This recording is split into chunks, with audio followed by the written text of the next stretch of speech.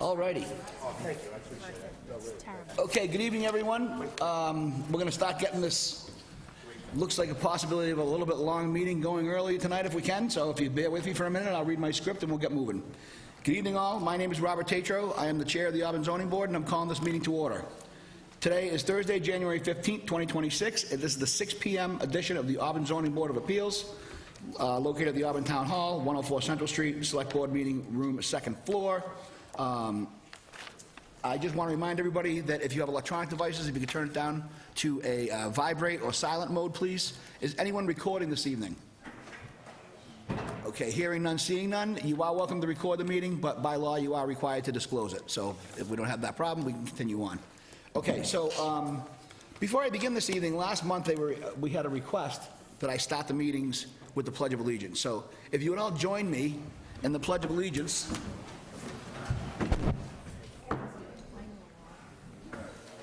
I pledge allegiance to the flag of the United States of America and to the republic for which it stands, one nation, under God, indivisible, with liberty and justice for all.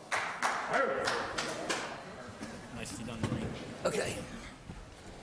So, with that being said, do I have a motion to open the meeting? Mr. Chairman, motion to open the meeting. Do I have a second? Second. All in favor? Aye. Nobody's opposed? We can't go home? Okay.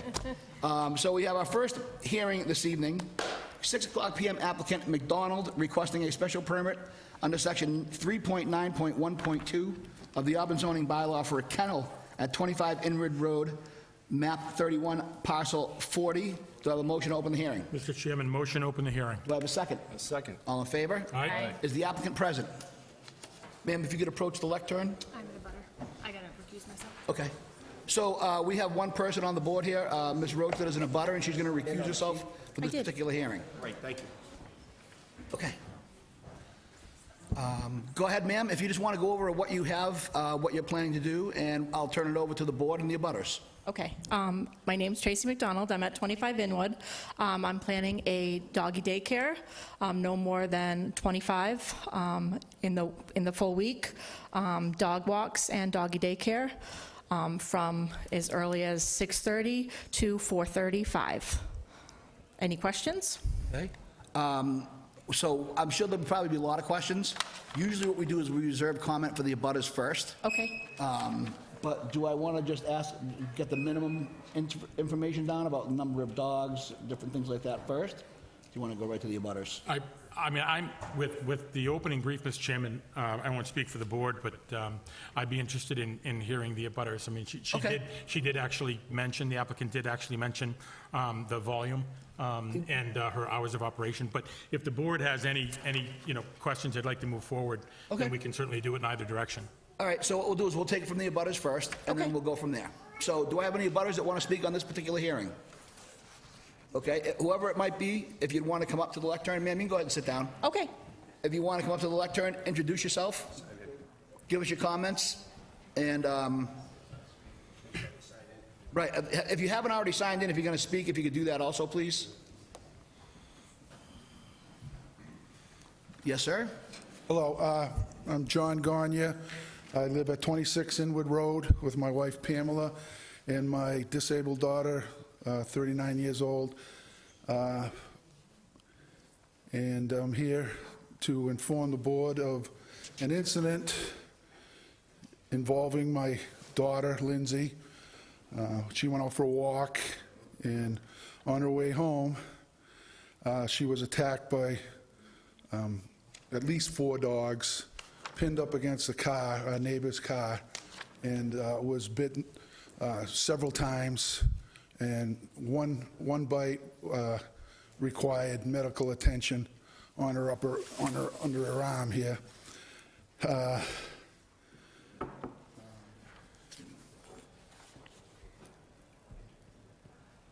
While this happened while the person in charge of the dogs was transferring all the dogs to her car to take them for a walk.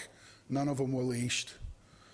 So they apparently ran down a driveway, and as a pack, attacked. Now, the dogs aren't very big dogs and everything, but my daughter was very traumatized. She still is. I'm here speaking for her, too, because she wanted me to come up here and speak before the board, because she didn't want this swept under the rug, you know? She sustained minor bites and a puncture wound under her arm, required medical attention, and was traumatized. There is a police report filed, as well as the animal officer was present. When the police officers and the animal officer wanted to talk to Mrs. McDonald here, they had left with the dogs. And they asked her husband to see if she could come back, and he apparently called her, but she never returned. They waited for quite a while, and she never returned until they left. I'm sure the McDonald's, they really good neighbors. We have never had a problem. We live in a very nice neighborhood. Everybody gets along, but it's just too thickly settled to have the amount of dogs that she's applying for. Now, if I'm trying to understand what the ratio of dogs to people attending. She's the only attendant, so if she's licensed for up to 22 dogs, is that at one time? For the way I read the application, it is. She's on level 3. She's applying for level 3, which is 10 to 22 dogs. Now, she's saying that she thinks it's for the week, up to 22 dogs for the week, but the way I read it, it's 22 dogs a day. That's crazy in this situation. I would think she's more suited, if at all, for 5 to 10, which is level 2. That means you could have the way I read it, up to 10 dogs in the day. And she has her own dogs, which are counted in that amount too, but that still would allow her to have 4 or 5 or 6 other dogs on the premises. We feel that it's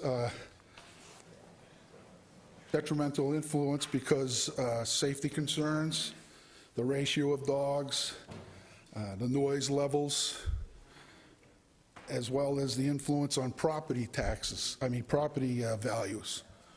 When we have some, myself included, retirees and living in the area, and we don't know when we're going to end up trying to sell our house and whatever, but we're concerned about that, especially with the dogs, barking and that. My daughter was lucky that she had her jacket on, because they bit the one on her arm, it bit right through the jacket, but the other ones protected her somewhat. They were only small. A lot of them, we found bites after that were just nips around her legs and that, but she's was traumatized by it. She still is. She has, she's getting over it, but she's still afraid to walk down the street right now, but she shouldn't be. That's what I have to say. Thank you, sir. Okay. Anyone else? Whoever's coming up, just one at a time, go ahead and make sure you're signed in if you haven't already, and then introduce yourself. Hi there, my name's Christian Adamiak. I live at 30 Inwood Road. I live across the street from Tracy. I've lived across the street from her for about 20 years. Tracy loves pets. She loves dogs. She does the doggy daycare. I don't think the intent here is to have more than, have 22 dogs at her place a day. I think she has like maybe 7 or 8. But she does, serve a public service.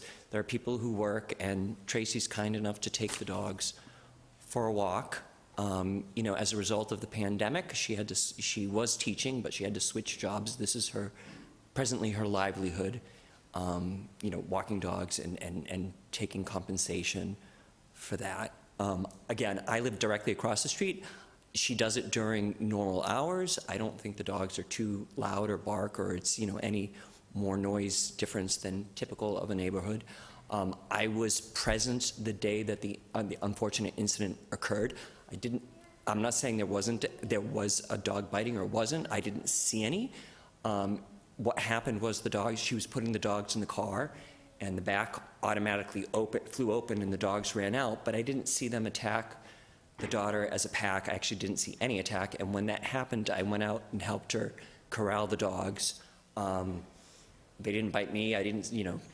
I'm not aware of any incidents where the dogs that she has, and Tracy typically screens the dogs, so she wouldn't take dogs that are volatile or, prone to attacking people. So I just wanted to speak up on behalf of Tracy and say what she's doing is a public service. What happened to the neighbors is unfortunate, but it was a one-off incident. It's unfortunate, and again, she's doing a public service. So, thank you. Okay, thank you. Next.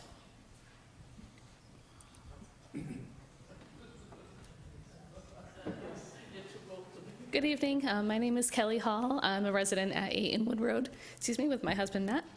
We've lived there for about 4 years, but I've been a lifelong Auburn resident, and what drew us to the Inwood area is just knowing how great of a community it is and how family-friendly and just a nice, quiet neighborhood it is. We have concerns about the number of dogs that are going to be licensed. We have concerns about the noise level that will bring to our neighborhood. And we're also concerned about the potential dangers, as Mr. Gagne has outlined. As an expectant mother, I have, concerns about walking our child down the street with the high level of dogs there, and concerned about the size of the area with the number of dogs that could potentially be licensed. As Mr. Gagne mentioned, we also have some concerns about the property value.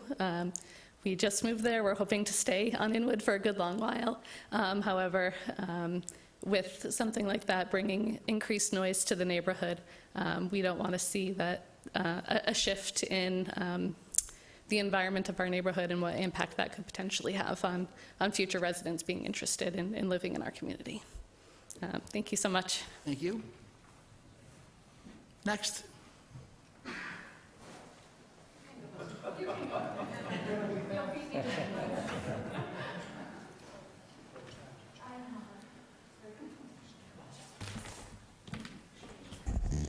Good evening. My name is Richard Shillelagh. I live at 28 Inwood Road. I'm a neighbor diagonally across from the request for a kennel. And my primary objective is property value. What happens to my property? Does it go down in value? We invested a lot of money in the house and the land and the area. And that's my primary concern. I came here to get some more specifics, size, number of dogs, et cetera, so I can make a decision. But no one wants to buy a house if there's problems with dogs in the neighborhood. So if we're going to sell, that's going to be an issue. And I think we all think about that when we're ready to sell. But I'm not ready to sell yet, but I've got to get some answers, hopefully tonight, regarding to the size, number of dogs, et cetera, so we can make a decision on is it a good thing to have in a residential area. It all depends how it's controlled, size, et cetera. And I guess that's my main objective here tonight. Can you all hear me? Did you all hear? Good? Yep.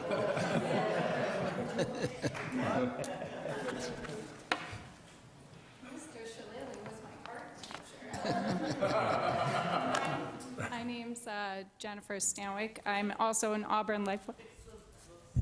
Can you hear me? Okay. Hi. My name's Jen Stanwyck. I'm also an Auburn lifelong resident,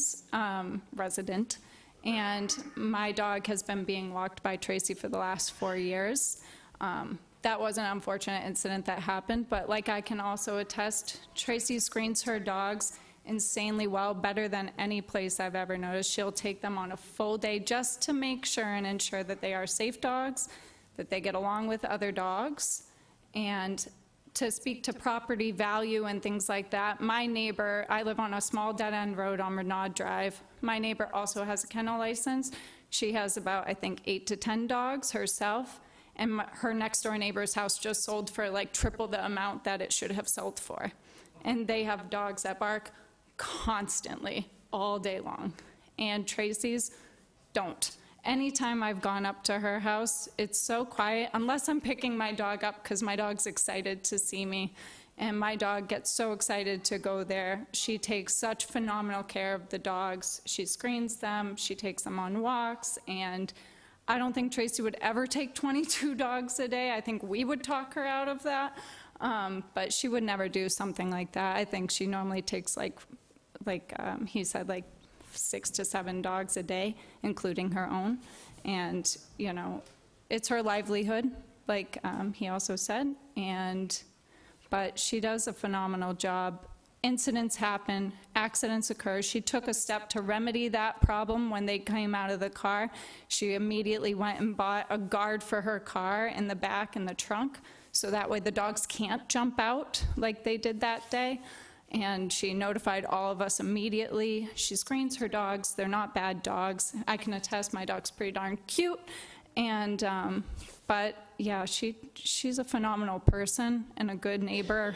Like I said, I've also lived in this area my entire life. So that's all. Thank you. Anyone else? Just give us your name and address, please, ma'am, and your comments. My name is Frances LeBlanc. I live at 51 Old Cart Road, and my house is 1 lot back and 2 lots over. And I appreciate the fact that Ms. McDonald has attempted to really do a great job and is screening her dogs and all that. However, I definitely can hear the dogs in my property, and the people on one further lot down have also shared that they can hear the dogs during the day. It is annoying. I just feel bad for the people that live like even closer. And also, I find it, with the property value issue, my husband and I, Steve, who's over there, we are in a 9-room house, and all of our children are gone, and we are downsizing. We recently purchased a condo, and now we're putting our house on the market soon, and I do have concerns that the value of our property is going to go down. And I just think it's also my niece Kelly, who shared that she's expecting a baby. I would like her to be safe walking her new infant down the street. And I'm sure Ms. McDonald would do her absolute best, but accidents happen. And one accident with a child is one accident too many. And I just think if this situation could be limited, it would be the best for the neighborhood. It's a highly, there's a lot of families in the neighborhood, and I just think that it's too densely populated for this type of situation. You know, look at like the Barkwood Inn on Route 20. It's not a neighborhood. It's a place of business. It's like more set up for that type of thing. And I'm not trying to minimize your livelihood. I'm just trying to speak from my heart. And I hope that things work out, and I appreciate your time. Thank you. Thank you very much.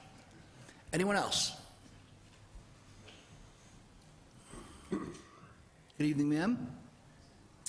Hi, my name is Kathy Collins. We live directly behind the McDonald's, and they're wonderful neighbors. We have no complaints other than the noise. We have a lot of trouble being outside at all when the dogs are out. They're dogs, they make noise, and there have been, I don't know how many you have, but there are 6, 8, 9 dogs out there sometimes in the summer, and if we're sitting on the deck and they see us, we have to go inside because they just can't, they're excited, it's just loud. So while there are other concerns that have been brought up that we probably have as well, that's probably one of our main ones, is that it is a very densely populated, the yard, while they fenced it in and it is 2 levels, it's a very small yard to have that number of dogs.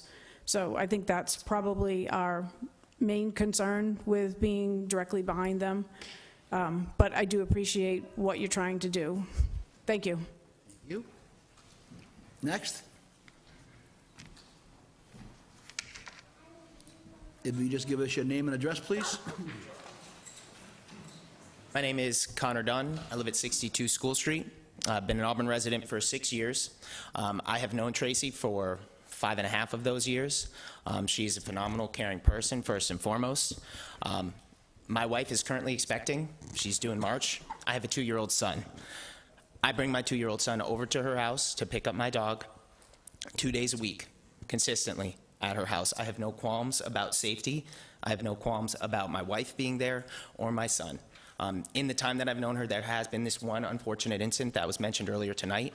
It is very sad, it's upsetting, but I know that I've talked to Tracy about it. Not only does she have a new guard for the back of her car, she has now implemented putting a leash on every dog that's in the car, and they come out individually from the car to her house. So in the 5.5 years that I've known her that she's been working with my dog, she's never had any other incidents besides this one, and she has now taken aims to change and adjust her strategies. She is a fastidious person, as I mentioned, caring, but she stays sharp with each one of her animals, her own as well as the other ones that she takes care of. She literally knows my dog as good as I do, or better, and the level of command that she has with my dog is better than the level of command that I do. So she's as caring as can be. This is her livelihood. She is so intentional about everything that she does, and I know it shattered her when this sad incident happened, but she has taken aims to change it, and I have full faith that my family can always go over to her house at any point in time and be safe in the space with her dogs as well as other dogs. Furthermore, just to speak to Inwood in general, driving down that road, there are multiple houses that have multiple dogs. I can regularly hear dogs from other houses inside barking. So while, yes, dogs outside and a number of 6, 7, potentially 8 add volume to the neighborhood, there's no doubt about that, the neighborhood is full of dogs already. And when you can hear pairs of dogs standing in a picture window inside down the hill from the road, louder than you can hear her dogs outside when I'm dropping off and picking up, there's already noise there. So I understand the complaint and the concern, but as we touched on, there are property values secured in this town that is a dream come true neighborhood for most families, regardless.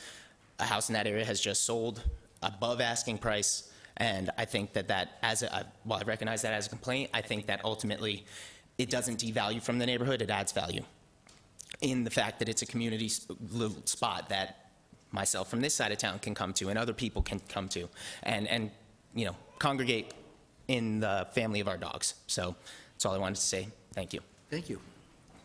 Anyone else? Yes, sir.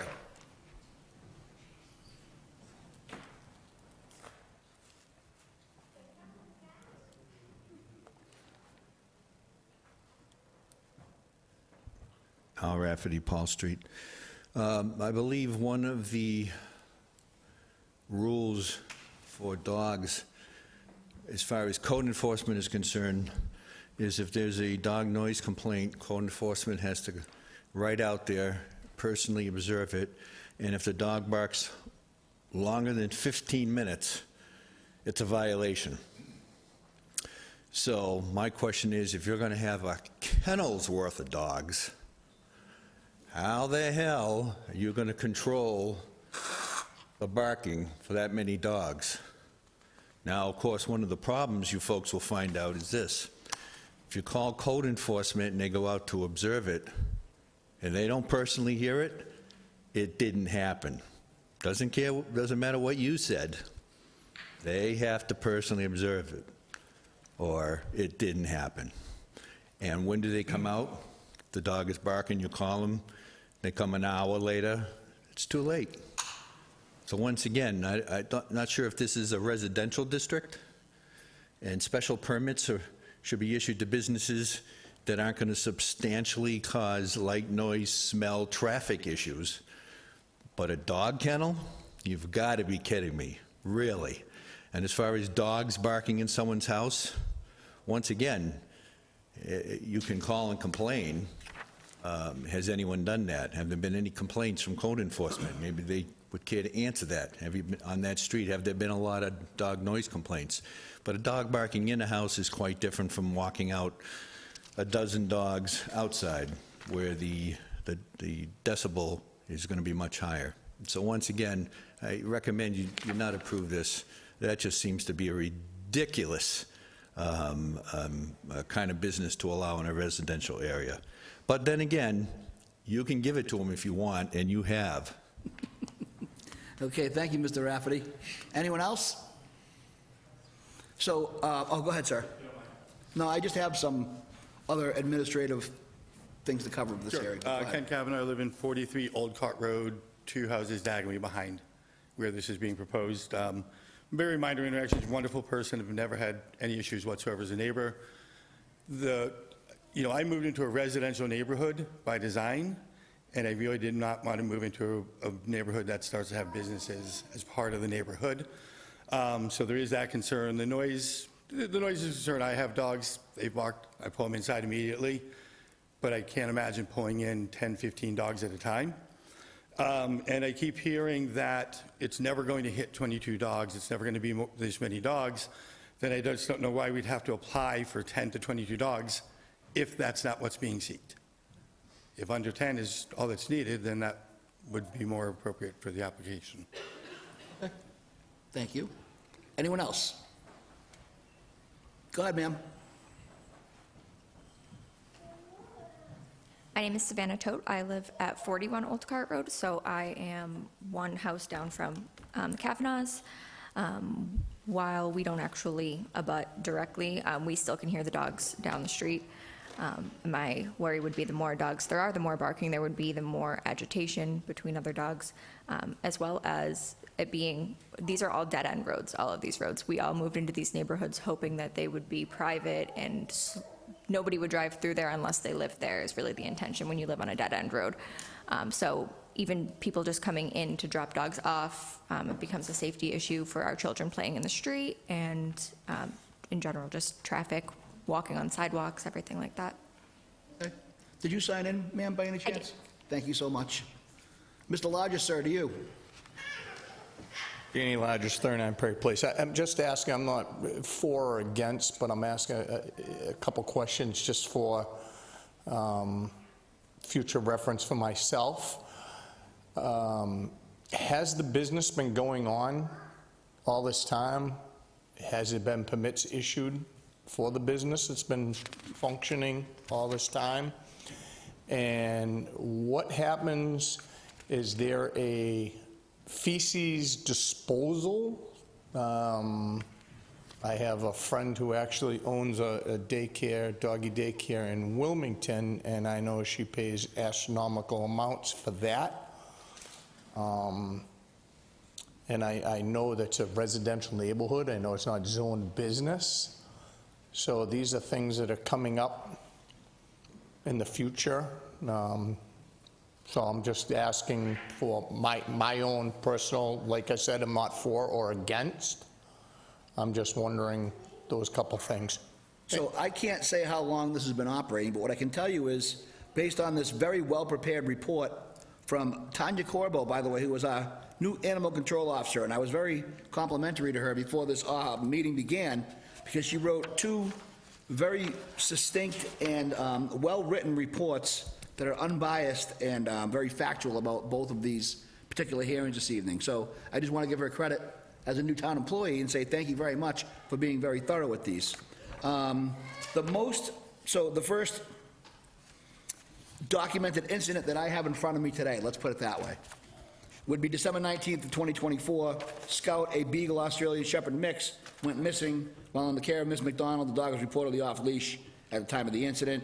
I have one from May 19th, September 24th, May 19th, 2025, September 4th, 2025, November 25th, 2025, and January 5th, 2025. They aren't necessarily all incidents, but they are all, well, they are, except for the fact that we received a written letter from a resident from Old Cart opposing the approval of the kennel license. So we have those. And then also, just for the record, I have to make sure that I note these, and I'm trying to make sure I find them all. We have several letters that were also submitted from people that could not attend this evening. So I have one here from Laura Keeler to the Auburn Zoning Board of Appeal, RE3 Ashworth Drive. We're on Ashworth, correct? No, we're on Inwood right now. That's correct. Sorry. Next one. This one actually is for Inwood. This one's for Inwood, excuse me. So Mr. Peter and Kathy Collins, 47 Old Cart Road, were informed by mail that our neighbors have requested a special permit under Section 3912 of the Auburn zoning bylaw for a kennel at 25 Inwood Road. Our property abuts the 25 Inwood Road. Our property share a back boundary. For a number of years, our neighbors have had a large number of dogs in the property. It appears that some of these dogs are pets. Other dogs are dropped off by owners for a doggy daycare. In the winter, this tends to be of minor concern. But during most months, when the windows tend to be open and we want to use our backyard, the noise is often too excessive. It is not uncommon to see 8 dogs at one time, and when one dog starts barking, the others usually join in. When this happens, our neighbors appear to show little or no sense of urgency to quiet the dogs. We like our neighbors and appreciate their desire to run this business, but we are frequently aggravated by the excessive noise. We are also concerned about how the noise might affect our property value when the time arises. Thank you for your consideration, Peter and Kathy Collins. So that was one received. I just want to make sure that I'm not missing any more. Thank you very much. One more. Again, 2 members of the Auburn Zoning Board, we are writing to formally express our opposition to the request of a special permit for a dog kennel at 25 Inwood Road, map 31, parcel 40. At present, there is already an excessive number of dogs on this property, which has resulted in ongoing and significant noise disturbances. The dogs bark frequently and for extended periods of time, often without any apparent supervision or effort by an adult to control the noise. As nearby residents, this has a direct and negative impact on our quality of life. During nice weather, we are unable to use our backyard and enjoy outdoor space due to the constant incessant barking. The noise is disruptive, persistent, unreasonable for a residential neighborhood. Adding a kennel would only intensify these issues and further diminish our ability to enjoy our property peacefully. We are very concerned for the approving of this request. We are very concerned that approving this request would exacerbate an already problematic situation. For these reasons, we respectfully request that the planning board, in this case zoning board, deny the request for a dog kennel at this location. Thank you for your time and consideration for our concerns. Sincerely, Dave Juno and Mary Beth Juno. Okay. That was the one you covered, Mr. Chairman. Okay, perfect, thank you. So those are the letters that we also have that were received. Are there any other abutters that would like to, so as far as I hope that answers the first part of it. So I don't really know how long this has been operating, but it has been operating apparently without a permit for some time. The second part of it, as far as dog waste removal is concerned, that would be up to the individual boards. We could condition that to say, we're going to require you to have a contract that comes in once a week to remove, I don't know how much, an amount of waste, or there might be, I know that they have these particular services that will provide a enclosed container and then pick it up on a particular schedule. Correct. So we could technically, if that was something that, if the board saw it necessary to approve this permit, we could condition something like that. Okay, just like I said, I was just wondering if it's been going on that long without a permit. It's residential, it's not Have anybody on the town commercial. side that could comment? Do we know how long it's been going without a permit? I need somebody from the town side to speak. I can't rely on. Good evening, ma'am. Hello, Tanya Corbo, Auburn Animal Control Officer. Unfortunately, I have only been here a little over a year, and from what I know, I had calls coming in around when I started. I can always contact our previous ACO to get an exact date if she knows, but to my knowledge, it's been over a year since I So started. it's been some time, that's fine. It doesn't, I think Correct. it doesn't really matter at that point. And again, a lot of part-time businesses, I'm not going to criticize, although it shouldn't be that way. A lot of part-time businesses, the people want to see if it's going to work. Sure. And they get a couple of dogs, or they might get, I don't know, if I'm building birdhouses, I might see if I can build birdhouses before I actually go get a permit to build birdhouses, right? I don't know. Sure. So, I can understand there might be an attempt at trying to see if a business would work before they do that, so. Correct. We do know that it's been operating for some time without a permit, so that's fine. Yep, Okay, we'll and just- if you would like, I could do some research on an exact date for you. Unfortunately, I just I don't mean, have that. If the hearing is continued, that might be necessary, but I don't, if it's not, I don't think so. Okay, thank you. Thank you very much for your Sure, time. thank And great reports. Thanks. Okay, so are there any other abutters before I turn it over to the board? Okay. Anything from the town side additionally? Oh, go ahead, ma'am. Thank you.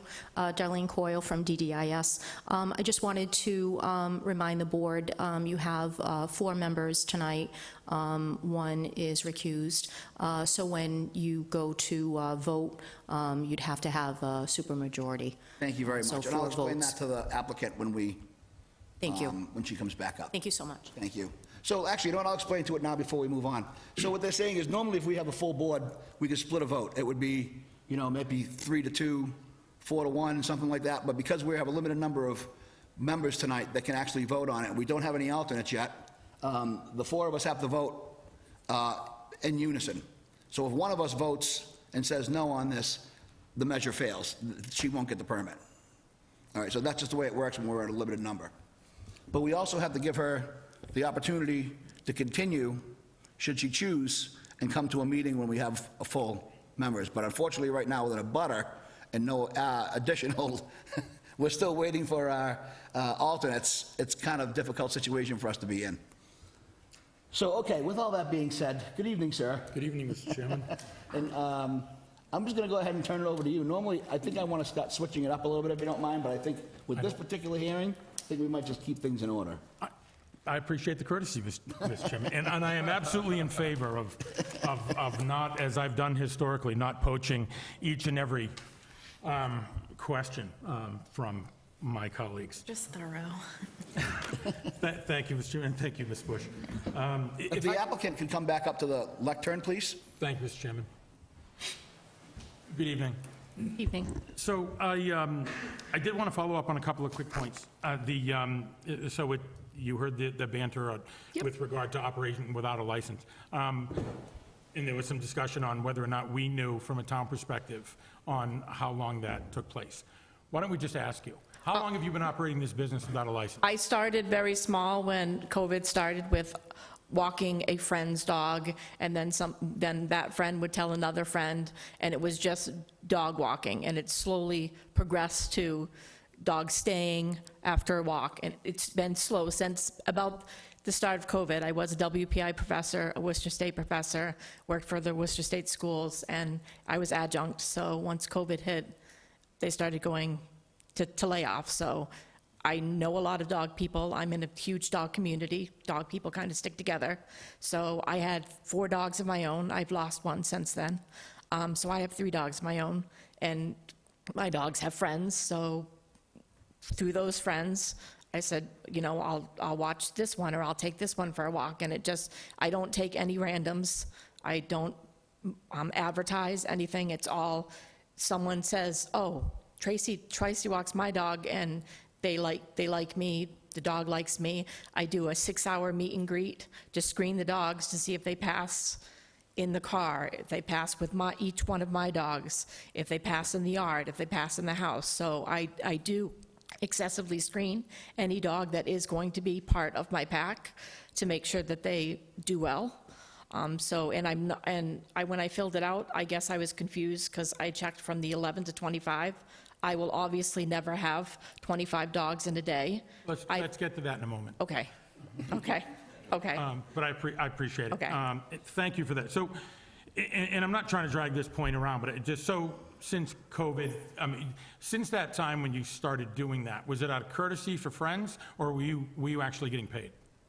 It was started as a courtesy to friends, and then months and years into it, it started becoming a business. So 4 or 5 years?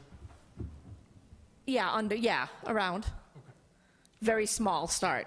So let's get to the number of dogs, because I appreciate you segueing very eloquently into that. So why are you applying we've heard from the testimony of the thoughtful folks that you obviously have strong character, in my view. So we've heard that you have no intention, and through yourself in your own testimony, that you have no intention of going up to 22 dogs. So why apply for a permit up to 22 dogs?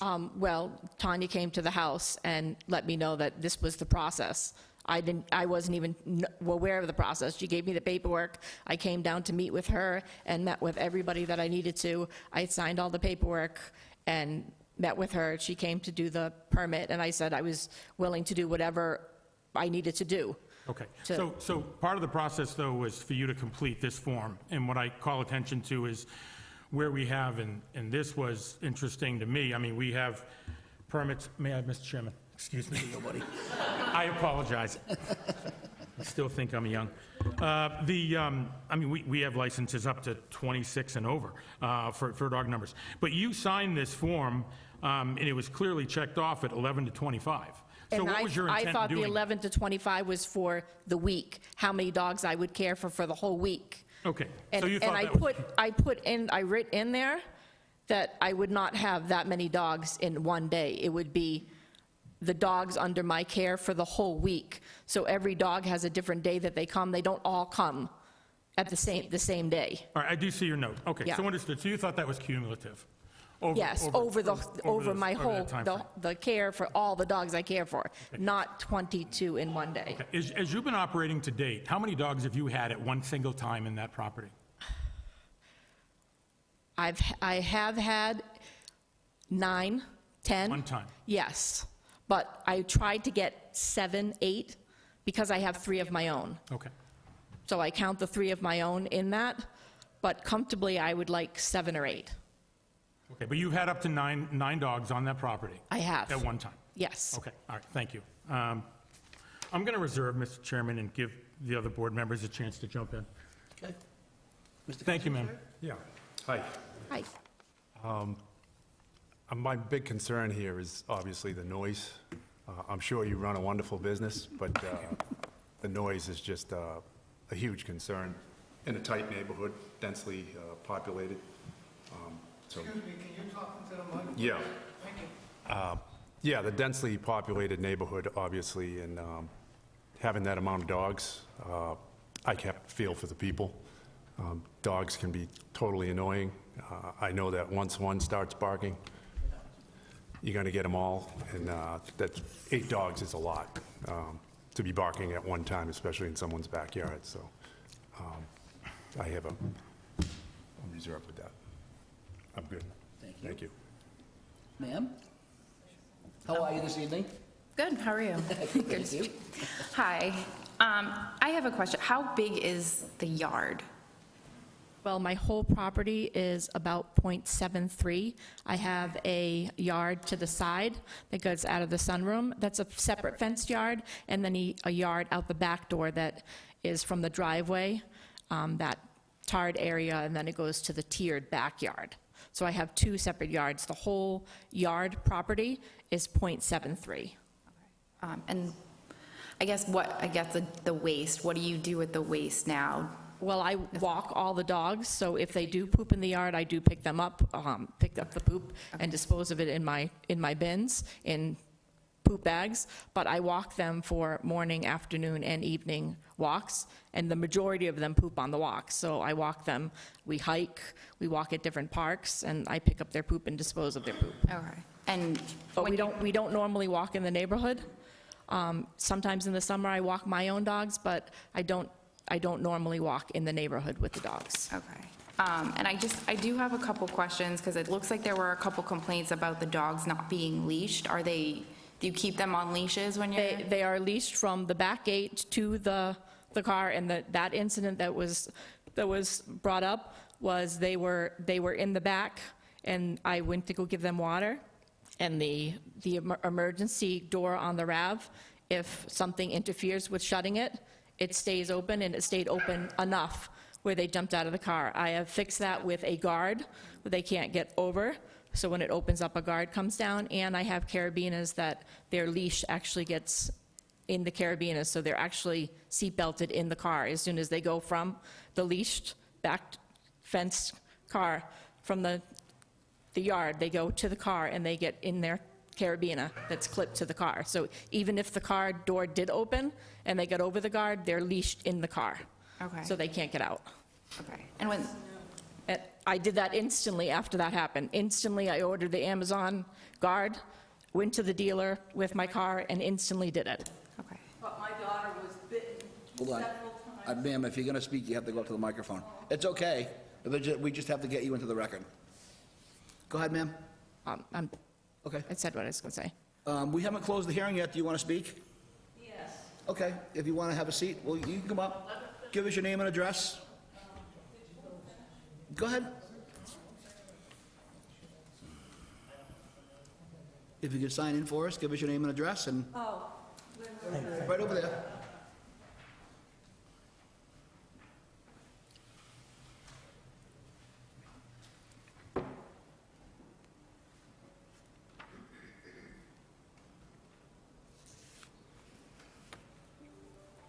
I'm Pam Gagne, and I live at 26 Inwood Road.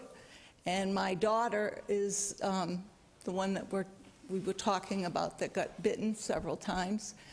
She had been out for a walk, and she was on the road that we live on, and she was coming back. And when she came back, the dogs came down and started to bite her, and she got knocked over to the side of the house where our side of the street, and it was chewing her up, and she was screaming. And my husband came out, and I came out, and we got her, but she wasn't in their property at all. She was on the street walking when they came out and attacked her. She still has scars and bite marks, and it was awful. She got bit under the arms, her legs, everything was bitten because of all the dogs that came after her. And that's what I just wanted to tell you, because she wanted to come and show you, but there's too many scars and too many marks. We had to take her to the hospital several times because they kept bleeding. So I just wanted to tell you that, but it's... I'm sorry your daughter and yourself had to share that experience, and thank you for sharing it with us, though. Thank you. I'm sure that must have been traumatic. Okay, anybody else like to speak? Go ahead, sir. One last call. Yeah, go ahead.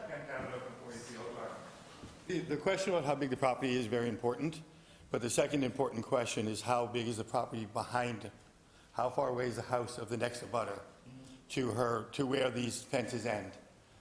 And my estimate is probably not much more than the distance between these walls, maybe another 10 feet. So I think that's a secondary important question to that. Okay, thank you for adding that. Yes, sir. Bruce Fanton, 522 Rochdale Street. Just one thing, ma'am, is this your full-time job? Just so I don't know. Okay, thank you. Okay, and just for the record, she acknowledged and said, yes, it would be your full-time job. Okay, anyone else? I'm going to close the public hearing, and we're going to discuss it with the board. Last call.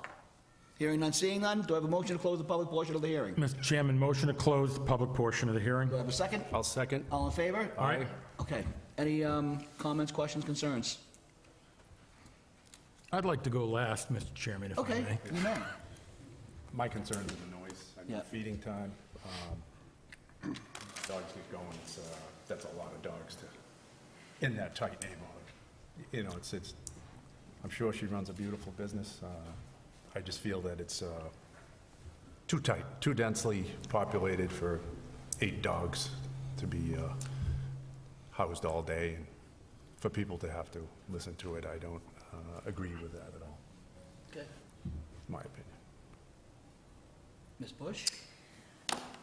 I agree. I mean, I feel like there's been a lot of abutters here that came out and said that the dog noise bothers them. It's a neighborhood. I mean, it's not a business zone. I understand that it's a home business, but it's not, we're not in a business zone. And my dog goes to a dog daycare, but not in a residential neighborhood, and it is bothering the neighbors, and I think that we really do need to consider that. I think there's also, I mean, obviously there's a consideration, this is her job, this is her livelihood, so it's a tough wait, but it is bothering a lot of neighbors, so. Yeah, I mean, I love dogs. I have a dog, or I should say my dog has a human. I'm not really sure how that works, but I have a great time. And my neighbor's dog, who is his name is Buddy because he is my buddy, but he comes over and he's a 125-pound English golden retriever, and he's beautiful. But when I get my 2 dogs together, they can knock me on my butt, and I'm not a small guy.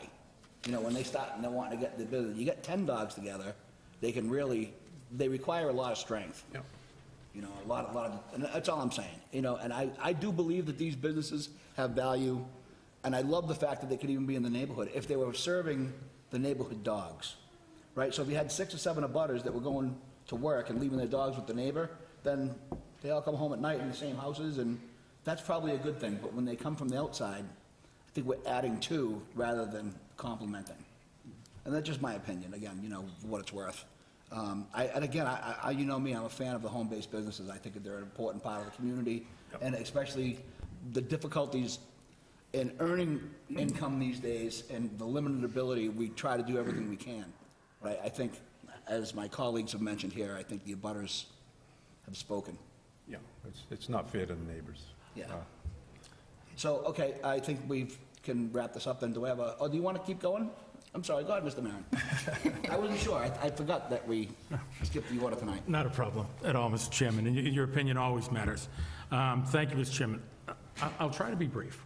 That's okay. But it is a topic that I want the board members to just consider a couple of points before you make your final decision. So if I may, what's significant here, and I'll be balanced, is that we have an applicant that is certainly cherished in the community, right? So this is a livelihood topic, which should be considered. And the fact that she's coming forward, and I'll say it respectfully, legitimizing a business that she started slowly and it grew, and the fact that she's doing the right thing to legitimize a business, I think, should be considered. In contrast to all of that, I would say that it's hard for me to articulate, because I have personal experience with this in one of my homes, how insidious it is to be next to, in a residential area, barking dogs. It truly degrades the quality of life. And I have personal experience with that. In addition to that, the number of dogs, and I am not an anti-dog person, I don't have them, because I'm far too retentive to have animals in my house. But it's because I want to be delicate. I appreciate the fact that this means a great deal to folks. They're a family member to them. But for someone to have a quality of life and right of use in their own property to be affected daily by a business like this in a residential area, to me, is egregious. I don't know why, and quite frankly, I may take, and I agree with all the comments that you shared with the with our dog officer. Dog officer? Animal control. Animal control, excuse me, who is extremely talented. But I mean, I'd like to know why we even consider in a non-business zoned area up to 26 dogs for a business. And so for all the things that have been considered, I would not, for quality of life, give this business to the neighbors. Thank you, Mr. Chairman. Thank you.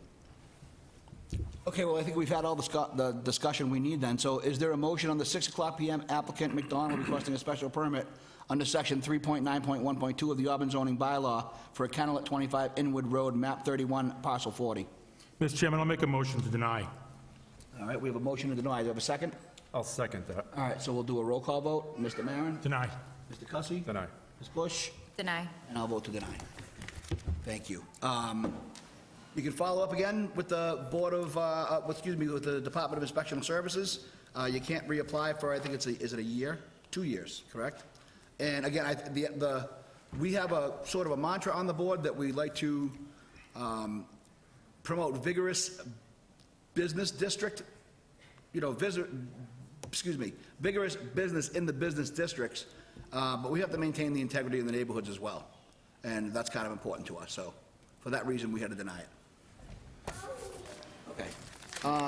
Do I have a motion to close the hearing? Mr. Chairman, motion to close the hearing. Do I have a second? Second. All in favor? Aye. Okay, so if you folks want to, from this one hearing, if you're sticking around for the second one, please feel free. If not, if you want to head out, we're going to give you about 5 minutes in between. And can I get a 5-minute recess? Mr. Chairman, a 5-minute recess, please. All in favor? Aye. 5-minute recess. So just to be clear, because no super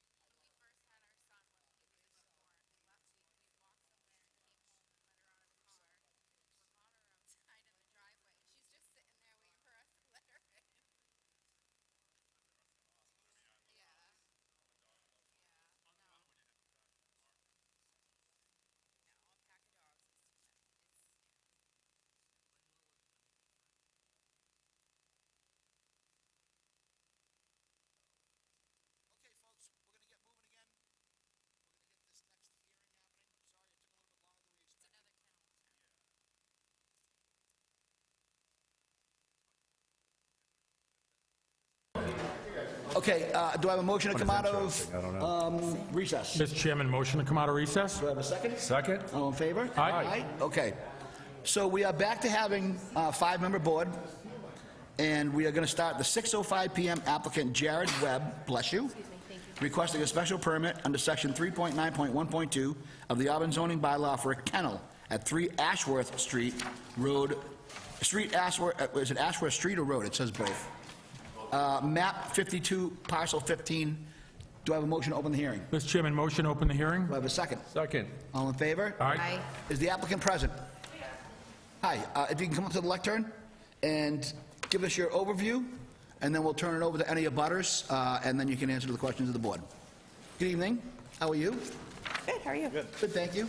I am Tish Webb, this is my husband Jared. I will be doing the speaking. We applied for a kennel license because we now have 5 dogs. We had 4, but I had a litter and we kept 2 of the puppies. That math doesn't math. We had 3, and then we kept 2 puppies, and now we have 5. Like the math isn't mathing.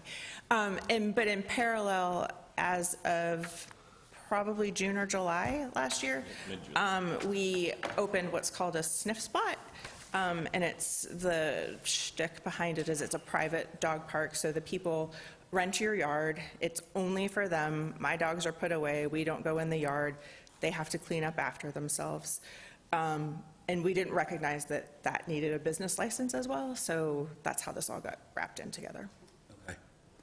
Do we have any abutters that have any questions, concerns, or would like to speak on this particular hearing? Yeah, do we question them now? Yeah, abutters, come up now if you'd like. No, I mean, do I have Oh, yeah, questions for them, or should?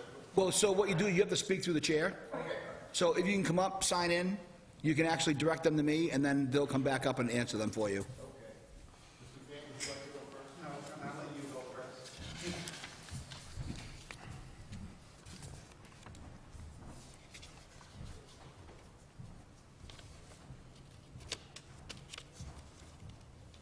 Good evening, Board. Thank you for having me. My name is Bryce Keeler. I live at 526 Rochdale Street, and the Webb's backyard is like an extension of my front yard.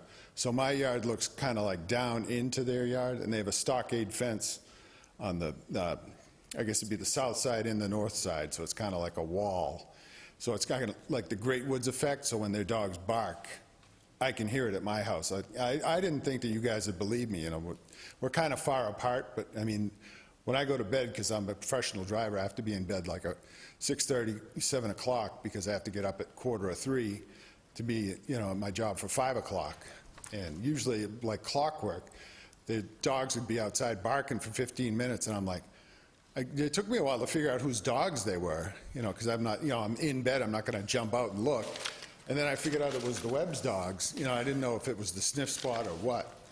But I figured it out, you know, like, you can hear the dogs and they're out there barking. I'm like, if it's somebody letting their dogs out, you know, let them back in. You know, if they're going out to go to the bathroom, let them back in, you know, because it's a lot of barking. And so I finally figured out that it was them. And I didn't think you guys would believe me, but I asked you, I have a video of it last night, you know, because I'm like thinking, how am I going to convince these people that I can convince them? And I'm like laying in bed, and all of a sudden I hear the dogs barking, and I'm like, you got to be, you know, kidding me. So I ran downstairs, because I leave my phone downstairs, ran back upstairs, you know, opened the window. I mean, the window was open, you know, because it's just a chippy iPhone. But you can hear the dogs barking. I mean, if you want to watch, it's a 3-minute video, but in the middle of the, you know, they really ramp up. They're dogs, you know what I mean? And they were outside for a good 10 minutes. And it's like, you know, nobody, who wants to hear that when they're trying to sleep? And my wife said she can hear it, you know, like later in the night. But dogs have to go to the bathroom. Who wants to clean up, you know, in their house, you know? So I agree with that. And as far as the sniff spot goes, you know, they have a very nice thing here on, you know, the website, Bark Spot, and it says, you know, like one of the things about it was they started in July. You know, on the website it says that, and I was like, with the chair asking, you know, like, did they think, you know, to call the town, you know, or to call the neighbors, you know what I mean? I'm doing this, do you think, you know, like, do you mind, you know what I mean? Or, because in the Bark Spot terms of service, It says, if you are a host, you represent and warrant that your listings and host services are in compliance with all applicable laws, rules, regulations, and contracts. So it's right there, you know, when they sign up for it, that's one of the things you have to check off before you do it. You know, wouldn't you figure, you know, when you see that, you go, hello, Town of Auburn, you know. But, and the other thing that I wanted to say about the bark spot is that it's, you know, I looked through the website, they said, it's, you know, because they're the host, and it says, they're the host, is the host present? And it says, I generally do not meet my guests. So they just come up, go in the backyard, and then, you know, whenever they're done, they leave. And the other thing that I found of note was, it says, unless otherwise stated, restrooms are not available on site. So if you're going there with your dog for an hour, you know, on a hot sunny afternoon, you know what I mean? You have a little, you know, probably bring water with you, you know, where do you go? You know, my front yard looks into their backyard, you know what I mean? Not to say that I'd be looking for it, but that's something that, you know, if you catch out of the corner of your eye, you would not like to see.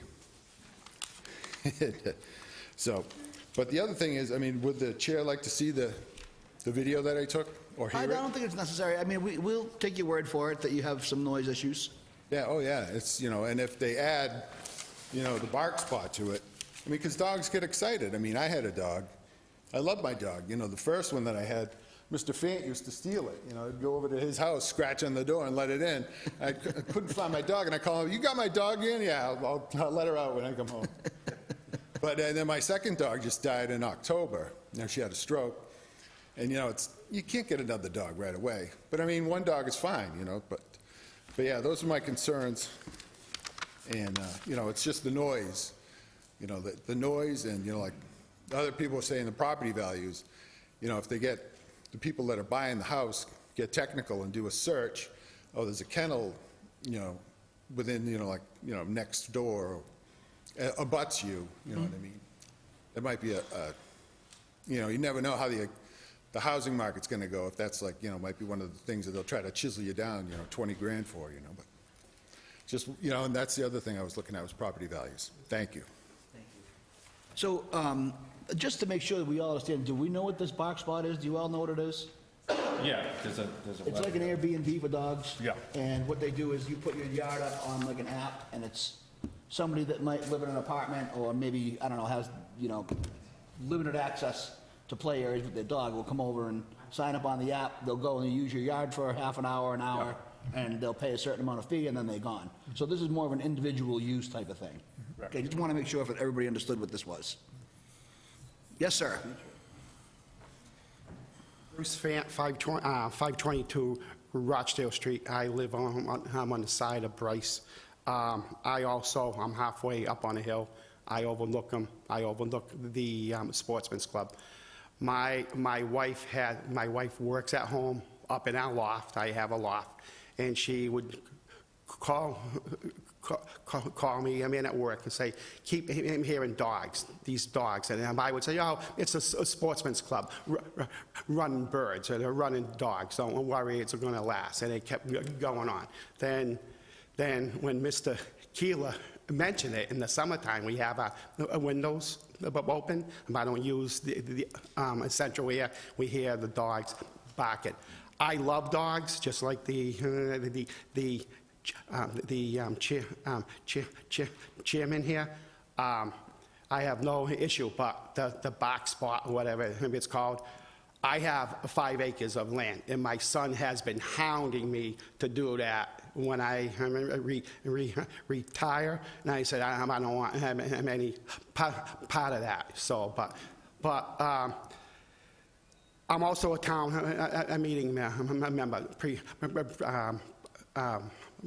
Precinct 5, and I know we voted in, if you have more than four dogs or 5 dogs, you had to get this permit. So when I first got my notice to show, I thought it was just that. So no big deal, they got 5 dogs, great, well, that's okay. But the box spot, bark, or whatever it's called, you go, I'm kind of leery with that. If you could set a time period, maybe Monday through Friday, 7 till 5 or 6, because Mr. Keeler is in bed at 7 o'clock. I don't even mow my lawn because I know he's in bed, he's sleeping, you know, so we're kind of like we're 200 feet apart, or 150 feet apart. But if it's only for the kennel, to keep five dogs, because in the future, you're going to have everybody standing here asking for this if they have over the 5 dogs. So good luck. So, but I don't have a problem if it's for them personally to keep their 5 dogs, and if they keep them from barking at night. But personally, I don't want strangers in the neighborhood bringing strangers in if they're not like background checks, because who knows is showing up in our area. So, well, so I would, on my behalf, if you could put it a time frame where it doesn't go past, say, 6 o'clock at night, limited it. And then Saturdays, nothing. We're out in our yard, and we don't want to hear the dogs barking. Again, I had dogs all my life. I lost one, and I just told them. I used to bring it to the ice cream stand, and I would hold a cone. At this age, I can't go through the dog thing again, because it's very stressful. So that's all I have, but if you could please limit it. If it does go through, limit it Monday through Friday in a time period, so in the summer we can enjoy our yard. I actually sit on my front porch because I have a view. I don't sit in the backyard much. And again, we overlook that land there. So, okay, that's all I have. Thank you. Thank you, Mr. Fan. Thank you. Sure, come on up. Is there anyone else that wants to speak on this particular matter? I'm just asking. No? Okay. Again, for the record, I'm Bryce Keeler, 526 Rochdale Street, and one of the terms of service of the bark spot is dogs that have been declared dangerous by a court or animal control officer are not allowed to use the bark spot. But, I mean, there's no clearinghouse for dogs, you know what I mean? It's not like, you know, like they got a dog offender list anywhere that they could check, you know, so it's... I don't know how, you know, that's one of my reasons that I oppose it, you know. Besides the kennel license, you know, I oppose both the bark spot and the kennel license. Thank you.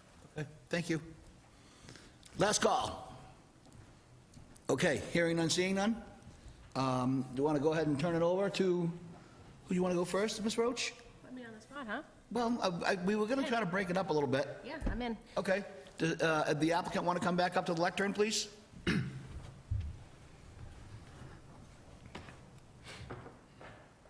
So I guess my first question would be, can you just tell us, on the average, I know you said in your brief that you don't allow more than 5 dogs in 3 vehicles, but how often are you doing this? Is this every day? Is this once a week? Is this twice a week?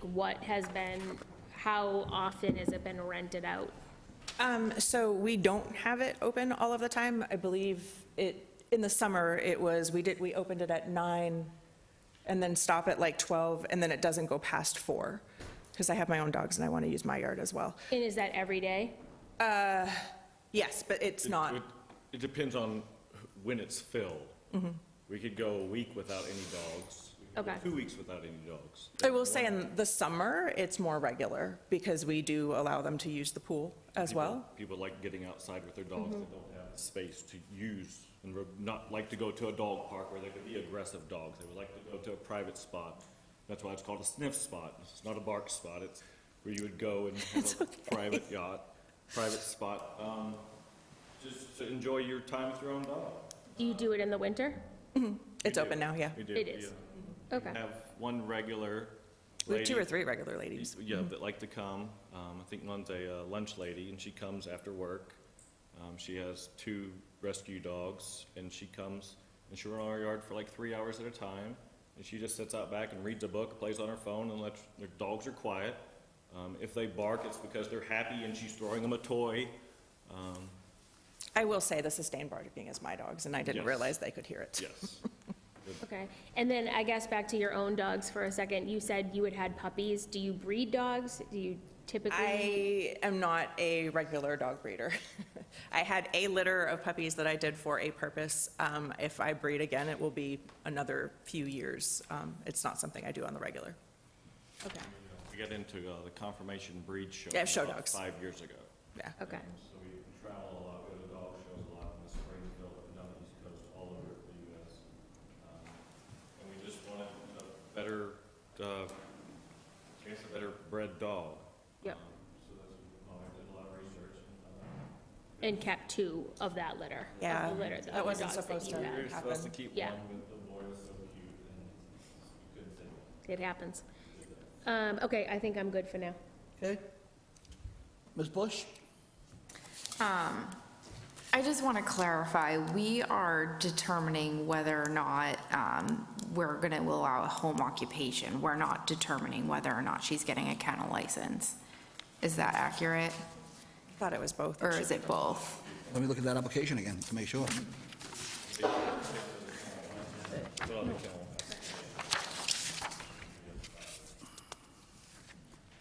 The application says a special permit for a home occupation. Hang on. Oh, yeah, 3912 home occupation. Okay, hang on. If you would like, I can clarify that. Tanya Corbo, Animal Control. So any kennel, whether it's commercial, private, anything above 4 dogs has to have a whole kennel license. So that would have to be approved, and then the business would be, it's separate. That, how we came to meet is they were new to town. They did not know that we had a limit on dogs.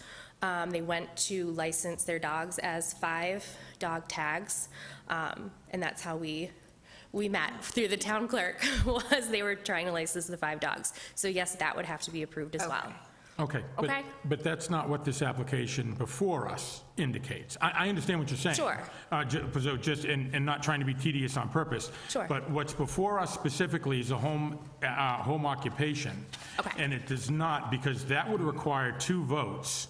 I understand, Mr. Chairman, if I may. It would require 2 votes in a separate matter for kennel and then home occupation. And I could Okay. certainly be wrong. So I understand the intent. And Sure. I appreciate the clarification. Sure. But I want to make sure that, fair to the applicants, Correct. that what we have before us is to assess and approve or deny a home occupation. We do not have a kennel license application in front of us. So we thought that's what we paid for, is There, what we got a license. there should have been. And it may, and respectfully, ma'am, it may have been. I mean, I see the, Yeah. I mean, there's a check here, and it looks like it's more than just, so it looks like it's combined. But just for our, I mean, we walk within certain guardrails, and so for our voting purposes, I want to make sure that we step through this and not short you in any way on what you're asking for. You're asking for 2 different things. I don't know that we're going to have the latitude to vote on both things this evening based on the way this was presented. I think that we're going to only vote on one and not the kennel. And I want the applicant, Mr. Chairman, if I may, and if this is being far too tedious and we don't have to go through this rigor, I'm fine with it. But what I see before me is ruling on a home occupation, but I don't have the ability tonight, based on the way this is presented, to vote on a kennel license. I'm pretty sure the state, the public notice is bylaw for a kennel at 3 Ashford Drive. Right, understood, but the vice chair is actually, we're discussing more something that's on the town side, not necessarily with the application. So what you've done, there's no issue on what your side is. In order for us to be able to vote on what's in front of us tonight, it has to be advertised. So in other words, anyone in the audience here has to know what we're voting on tonight, and the people at home. And if it doesn't specifically say that, we can't take that vote on it. So I think you are correct. I think we Yeah, I mean, need an amended Mr. Chairman, I say this with an abundance of caution to support the applicant in the fashion that, and I do not enjoy becoming litigious. And I know that there are a lot of folks that are qualified to do that, far better than me in this room. But I want to be, in fairness, for what they're trying to achieve, I don't think we have the ability to do that based on the paperwork in this application. So I'm suggesting that there may be a technical challenge to what your intent is to vote on both. I think we can only vote on the home occupation this evening. How was it advertised, do we know? It's I have the announcement. It's advertised as a kennel license. And if I'm Wait a honest, minute. I care more about the kennel license than I do the sniff spot. They're my pets. I'm going to refer to the town on this. Yeah, because maybe I'm blowing this out of proportion. Maybe the home occupation, because it has to incorporate the kennel license, is one and the same. But I don't read it that way in my naive view. I read it as one part of two. So if they are combined inherently in this language, then I'm fine. But if they're not, I want to be fair to the applicant to give them an opportunity to submit for both. Can we seek some clarification on that, town side? Clarify on that. So there was an issue when it was very busy upstairs, and I went downstairs and I copied this application, and I went downstairs and copied it, scanned it first and copied, and I think maybe inadvertently, for some reason, your kennel page is not in there, but I did obtain it, and I made several copies of it. I don't know why it's in there, so that would be a technical thing on my part, but they did So- submit one. So the guilty And the reason party why I know is because I was told the next time I went down there that it was caught in the system, and I had no idea and no one, because it was like I copied, brought everything upstairs, it was busy, and it's because they were printing out a volume of books on the printer upstairs. So Okay, that is an so- error on my fault, but this is a kennel license, that's what it was advertised for, to be clear.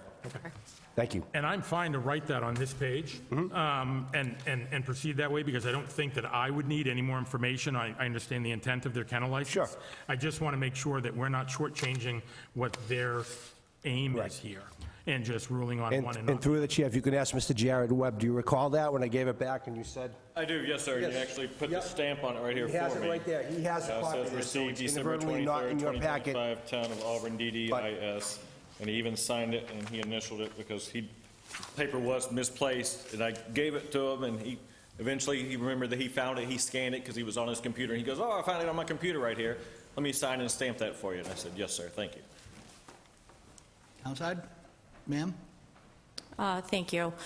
So just for some history, the ZBA has approved kennel licenses, home occupation, for the kennel license. So that has been done in the past. It's been a couple of years. I don't know the addresses off the top of my head, but certainly if the board requires more information, we can certainly bring that to a future meeting. I heard my colleagues say that if you didn't get a particular application that's in the packets, obviously we apologize. We can give that information and give the board all the historical data that you may need in order for us to do that. So I think, again, if I can just expand on what you're talking about, you're more concerned with realistically, just the special permit, these two lines right here, right? That's exactly right, Mr. Chairman. 3912, 3912. I had no way of knowing until the gentleman pointed it out to me. And I'll be further candid.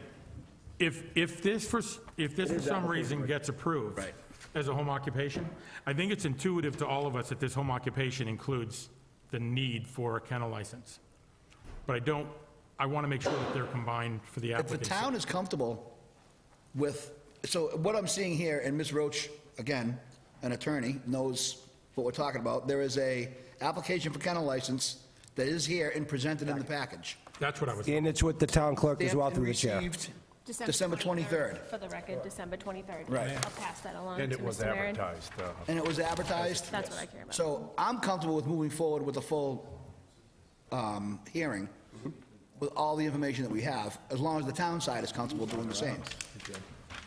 So as long as you're happy, I'm happy. You want me to hold it over here? Yes, that was our biggest concern, was these pets are part of the home. They're their pets, and it was unfortunately a misunderstanding of 4 or 5. So as long as you have the paperwork you need, yes. So, and I If just there's wanna be anything clear, else, So we're licensing their personal dogs, yes. 5 dogs, they all own those dogs, and that is what the kennel license would be for. And then, in addition to, it would be the, what do they call it again? Sniff spot. Sniff spot. Yes. which is the Airbnb for dog yard rental usage. Yes, correct. Okay. So, Ms. Chairman. That's the home occupation To further part. clarify, single vote on that application, both purposes. Correct. They can't be split. They don't need to be split. Okay. Mhm. Okay. Do you want to have a split vote? I do, Okay. personally, yeah. I'm fine with whatever way you want to do it. I mean, I think as long as it's advertised, we're covered in terms of a neighbor or anybody saying we didn't follow protocol. But in my opinion, there's two different issues here, and I'm okay with one and not with the other. Which one are you okay with, which one are you I'm not? fine with the 5 dogs in their house, fine, great, that's their dogs. Okay. But I'm not fine with a residential neighborhood being used for commercial use at the expense of the neighbors. No, sorry, yeah, that's a no for me. Did you want me to answer that question directly? Well, I mean, I think we'll just go ahead and bring it over to the board for discussion. We're at that point now anyway. It certainly would. If the applicant has anything to add, I want, in all fairness, to give them every opportunity. So before we close the public portion of the hearing. Yeah, I don't think I think it's my dogs that are bothering them, not the sniff spot people. Again, I had no recognition. We live on 2 acres. Our neighbors have never complained. I thought they couldn't hear, but now that I know, I will be much more diligent. It's very often, like they say, at night, they go out, there's coyotes that prowl our fence line, they go out and yell at the coyotes. I will make sure that that's not an issue for them anymore. But the sniff spot people, those dogs are incredibly quiet. They do not bark because I'm home working as well, and I would go out and yell at them. And to address some of the concerns, the reason I say that I don't meet my people is there are many that they just want their own space. They're not dangerous dogs or dangerous people. They just don't want strangers around. So that's kind of the whole premise of the sniff spot, is to give them a safe space to hang out and to run and enjoy being a dog without having to worry about strangers interfering with them. And Sniff Spot does insure us. They do vet their people. They have a rating system, so if the people are problematic, it's reflected by the Sniff Spot hosts. So it's pretty innocuous. So you can give feedback from, like, you know, like an Uber, you can give feedback. They leave us feedback, we leave them The person feedback. came home, you know, didn't behave, left a mess, whatever it might be. Yes, Exactly. yes. And I have to rate them before I can see their rating, so my rating is unbiased by how they rated me. Okay. It's kind of like eBay, where you pick your sellers based on their stars. It's kind of the same thing. So that's how you screen your people? It Sniff Spot screens them for us. It's part of the business. Mr. Fant brought up a good Oh, it's great. It's, Good point. I do not, thank people coming into the. I share similar beliefs. I didn't want random strangers that are Okay. horrible people coming into my yard. Yeah, I But they wouldn't are screened by Sniff Spot. And we really have, and as it tends to with these Sniff Spots, as you develop a regular, I have a guy that still reaches out to me, even though he's not bringing his dog because his dog likes the pool, but he checks in to say hi and he can't wait for the summer. So it's like you build a little doggy culture, I guess. But if I'm perfectly honest, I don't care about the business, I just care about the kennel license. It warms my heart and I enjoy being able to give a space to dogs, but if it's problematic for the neighbors, that's not worth it. If I could follow up on. Yes, one point please, go the right applicant made. Not to belabor this, but you said something that intrigued me. So I think it's really thoughtful and courteous to hear the neighbor and address, you know, from a barking perspective. No, I'm terribly sorry. How, with 5 dogs, how do you stop them from barking? They listen to us, they're well-trained. Call them inside. And we'd bring them inside. Bring them inside. And they stop barking inside? We'll give them cookies, they're happy dogs. Thank you, Mr. Chairman. Nothing further. Anyone else? Thank you. Ms. Bush? I don't have anything else. Anything final, Ms. Roach? Nope. Okay. So, do you want to address each one individually? If I may, Mr. Chairman, we'll close the public portion of the hearing. Yes, absolutely. When they were called their dogs last night, they were barking for other. Yeah, we're not going to have you shout out, sir. That's okay, you have to go up to the microphone. We can't, they can't hear you being recorded from the gallery. No, just to refute Ms. Webb, not to say that your dogs aren't well behaved, but last night she called them in and they were barking for another minute or two after that. It's not, they're dogs. And we do have a lot of wildlife around there, so it's, I'm glad you brought that point up because I do have it, the video shows that, but if you don't want to see it, you don't want to see it. But they were barking after she called them in. Thank you. Thank you. And just to be clear, can I have the animal control person again? I'm so sorry to bother you. Before you begin, Mr. Chairman, because I butchered it twice, can we please ask this gentlelady to give us her title, just one last time so I can remember it? Please. Tanya Corbo, Auburn Animal Control Officer. Animal Control Officer. Correct. So she was an officer. Correct. I love to be correct. Sorry. Thank you, Mr. Chairman. Thanks for indulging. What is the rule for barking dogs? Is it 30 minutes? Is it an hour? Is it 20 minutes? How does that work before a neighbor can file an official complaint, let's say? It is tricky, like others have stated. When we do get the calls, if it's after hours, we have sometimes the police department come down. Unfortunately, off hours is when the town hall is closed. Sure. And it's not considered an emergency call, which is who is on. Right. So we have had police officers go. They typically, it's about 15 minutes of consistent barking. It is, like someone stated, hard to prove. Some people do record for the solid 15 minutes as evidence.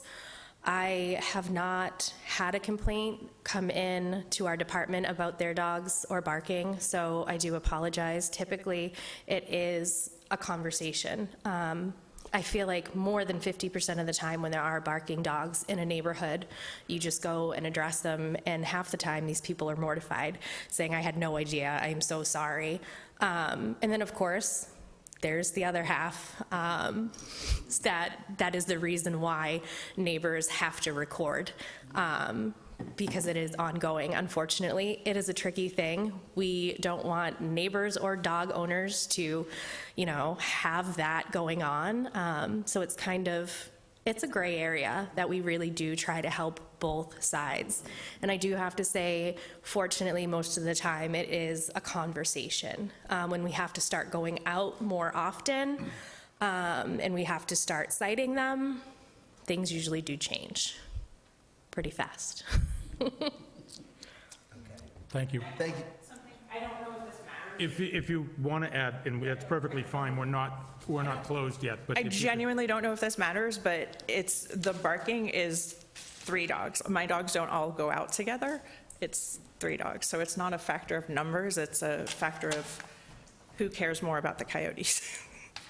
So it's not because I have 5 dogs, it's because I genuinely didn't recognize how far the sound traveled, and I am mortified. Did we get all the information that we needed to gather, you think? I believe so, Mr. Okay, Chairman. do I have a motion to close the public portion of the hearing? Mr. Chairman, motion to close the public portion of the hearing. Do I have a second? I'll second. All in favor? Aye. Okay. Around the horn, who do we want to start with? What do you think? Yeah, I mean, I don't have an issue with them having 5 dogs at their house. They're obviously, they care about their dogs. They're definitely dog people. It's one more than what we typically allow. If it was 9 or 10, I probably would not take that position, but I personally don't have that. I mean, the issue came about not from complaints. They tried to get dog licenses, which frankly half the people in town don't do. And they tried to get, I mean, I'm late every single year, so no judgment. But it wasn't, they're not complaining that it hasn't been any issues, so I don't really have an issue with that part. Okay. Hi, Mr. Chairman. Hi. I have an issue with both. So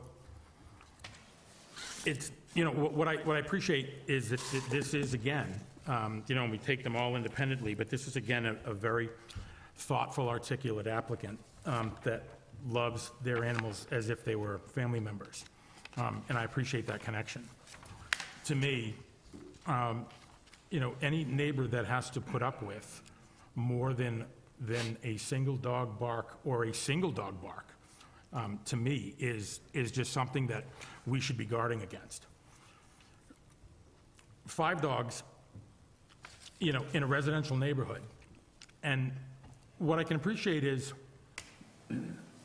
dog owners, in my view, and I understand coming down on a certain side of this, I'm going to alienate half the population. But dog owners don't hear barking. I've seen it. It's their kids. And I try to appreciate that, but they literally don't hear it. And they don't know what it does to the detriment of a neighbor because they don't see it in the same way. So I'm a no on both counts. I don't think that any of these kennel operations should be in neighborhoods with any abutters. I'm not opposed to the business, but it should be in a commercial zoned area where neighbors aren't sleeping and existing. And, you know, the numbers of more than 1 or 2 dogs, to me, I can't wrap my head around that. Okay, I understand that. Chelsea? Yeah. I'm more on board with their own pets, the 5 dogs that they have. One reason I could go along with it is the location, the large lot. I know it's spread out, but you have, the noise for the neighbors is just, is hard. 5 dogs barking. But now that they're aware of their neighbors' complaints, I could be a little more on board with the personal dogs. But as far as the business, that bringing more dogs in, I would not be in favor of. Ms. Bush? I know, I think I'm on the same with Mr. Cussy and Ms. Roach. I'm okay with the personal family dogs, but yeah, the business and having other dogs come in, I think, doesn't belong in a neighborhood. Okay. I think I'm the one standout, to be honest with you, because I think they're both kind of cool. And I'm going to tell you why. So I think in this particular case, these were all 5 pets. I don't think they're breeders. And I think they said, you know, they didn't anticipate having a litter. They didn't anticipate having 5 dogs. They fell in love with a couple of other ones, and here they are. So I don't think we should restrict, you know, if it was a kennel, I would say, well, geez, you know, you probably have to move along with a couple of those dogs, right? I mean, but I see this as more of a family pet situation. And as far as the sniff box, what do they call this thing again? Sniff spot. Box spot, I don't remember. Whatever this thing is called. I thought it was bark box. I was confused between the two. So That's different. that's the difference. That's the delivery of dog stuff, right? Okay. I know there's a whole bunch of dog stuff these days. But my point is, like, my dog does not do well at a dog park. For some reason, it doesn't go well. Yeah. She doesn't like other dogs don't like her. And if I could, like, and I do use my neighbor's pool, so I take care of their dog. So I'll go sit at their pool, the dog will run around, play, I'll throw the ball in, I sit and listen to my phone, and it's a great time for 2 hours. She gets her exercise, I watch, you know, her have her fun, and we go home. I mean, I do see the value in all the whole thing, and again, going back to the idea that creativity in small business is kind of essential these days. If we could limit it to where, you know, it's obviously a schedule, so if you sign up on this thing and you say, I'm gonna be there for 2 hours, that 2-hour block is taken up. So then the next person can't move in until after that happens. So if you limit it to, say, 8 to 5, Monday through Friday, half a day on Saturday or something like that, and then it does have a benefit. Again, I'm gonna vote whichever way the board goes, that's fine, but I just try to put my own position on it. I think it's kind of an interesting service. You know, for conversation's sake, Mr. Chairman, I'll indulge you. I agree with you. I greatly appreciate the creativity. Never heard about this business before, and I have great appreciation for having property, right? So someone that has property that can put to a useful use. It's not my cup of tea, but at the same time, those that have an affinity to have these pets, it's a great use for that land. I do know the neighborhood. I have seen it from the view of Mr. Fant's home, which is absolutely beautiful, and it is absolutely conducive to that kind of activity, quite frankly. My objection is that other people sleep there. Sure. And I say this not with a heavy hand, but, you know, any earnest, thoughtful, decent dog owner that tells me that they can control when their dogs bark and don't bark, it's because they don't hear it. I can tell you that I can control my dog from barking, and I do it. And I can tell you how I do it every day. She'll walk outside, she'll bark once at 5:30 in the morning, and I just go, ah! I literally have trained her. I go, no barking. She'll shut up the entire time she's out there. Is that, you know that I trust what you say. Yeah. And as admirable as that is, I'm the guy that heard it at 5:30. You heard it. Just once. Yeah, you heard one bark. Just once. I get it. And so, I'm painting, and I'll end on this, Mr. Chairman. I'm painting a picture that is not going to be favorable to half of the population. I am not anti-dog. There are many things that You sound anti-dog. No, I'm not anti-dog. At times, I am quite anti-dog owner. I'm teasing. Because there are irresponsible owners, but I don't see the creativity in the business is certainly a very strong point. These are certainly honest, thoughtful people, and I wouldn't want to impede on their ability to earn with a creative business like that. But when it comes to residential neighborhoods, I'm resolved that there's a protection of right of use and harmony that someone deserves being in their property. And when it's affected by a single bark, it unnerves me. Because your happiness in having a dog and being a dog owner should not impede that from your neighbor who's not a dog owner. Understood. People have the right to have dogs. They have the right to walk them. They don't have the right to do in my yard what they do. Yep, I understand. And I'll never be able to wrap my head around that. And I know that's a bit biased, but these businesses and these activities do not belong next to neighbors. Okay. Anybody else? I think everybody else seems fairly... Like you were saying, the business is it's a neat business. It is. I've never heard of it, but, yeah, it's creative, and I like the way they screen people. So obviously you wouldn't want to just have anyone come into your yard, so.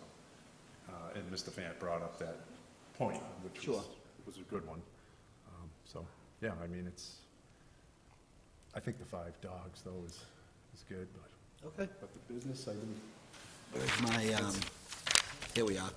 Okay, so, at 6:05 PM, applicant Jared Webb requesting a special permit under section 3912 of the Auburn zoning bylaw for a kennel at 3 Ashworth Street or Road, map 52, parcel 15. Do I have a motion? I'll make a motion. I'll make a motion to approve the special permit for the kennel.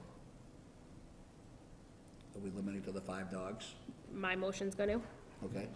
I'm going to limit it to the 5, for them to have their 5 household dogs.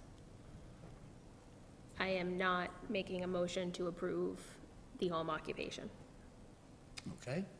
So, to be clear, we have one to approve the 5 dogs as limited to 5 dogs as they are pets, and there's no home occupation. Do I have a second on that? Before we move forward, Mr. Chairman, as a point of order, because this is a combined application, You want to do it separately? do we have the opportunity to do it separately? I think it would be Yeah, all right. advantageous to do it separately for the applicant. Okay. To my chagrin. But I think it would be advantageous to the applicant and most fair if we had an opportunity to separate. Sure. So, go ahead, if you want to start over again. Yep, so I will make a motion to approve the 6:05 PM application for a special permit to operate a kennel that includes their 5 household pets. Okay. So do I have a second on that particular motion from Ms. Roach? Yeah, I'll second that. Okay, so let's do a roll call vote on that one then. So, Mr. Maron? Deny. Okay. Mr. Cussy? Approve. Ms. Bush? Approve. Ms. Roach? Approve. And I vote to approve. Okay, so the kennel is all set. So we want to go ahead and do the second one now for the home occupation? Sure. Okay. So I guess I'll make a motion to deny the special permit of the 605 application for the home occupation for them to operate the sniff spot. Okay, so we have a denial on the home occupation for sniff spot. Do I have a second? I'll second. So Vice Chair Maron? I approve. Mr. Cussy? Approve. Ms. Bush? Approve? Yeah. Okay. Yeah, it has to be done. Okay. Yeah, It has to be done in the... You're approving the denial. Yeah. Okay. And you've already voted to approve, and I vote to approve. So you have your license for the 5 dogs, but unfortunately, the board decided that they didn't think that the sniff spot was the appropriate for that neighborhood. So you can go ahead and contact the Department of Inspectional Services, and they'll be in contact with you to get all your paperwork done, and you'll be all set with that end. All right? I'm sorry, just a quick question. We already have people that are booked. Can I close bookings but let the people that, I don't think that would be an issue. I would not expect you to have to cancel bookings. I think if you're going to run it out for a week or whatever it is, then. okay. Okay. Okay. Do I have a motion to close the hearing? Motion to close the hearing. Do I have a second? Second? All in favor? Aye. Aye. Any opposed? Hearing none, seeing none. Okay, so our 6:05 is over. If anyone would like to leave, we'll give you about a minute or two to head out the door of that one. Good evening, Mr. Fant. Good evening, Mr. Fant.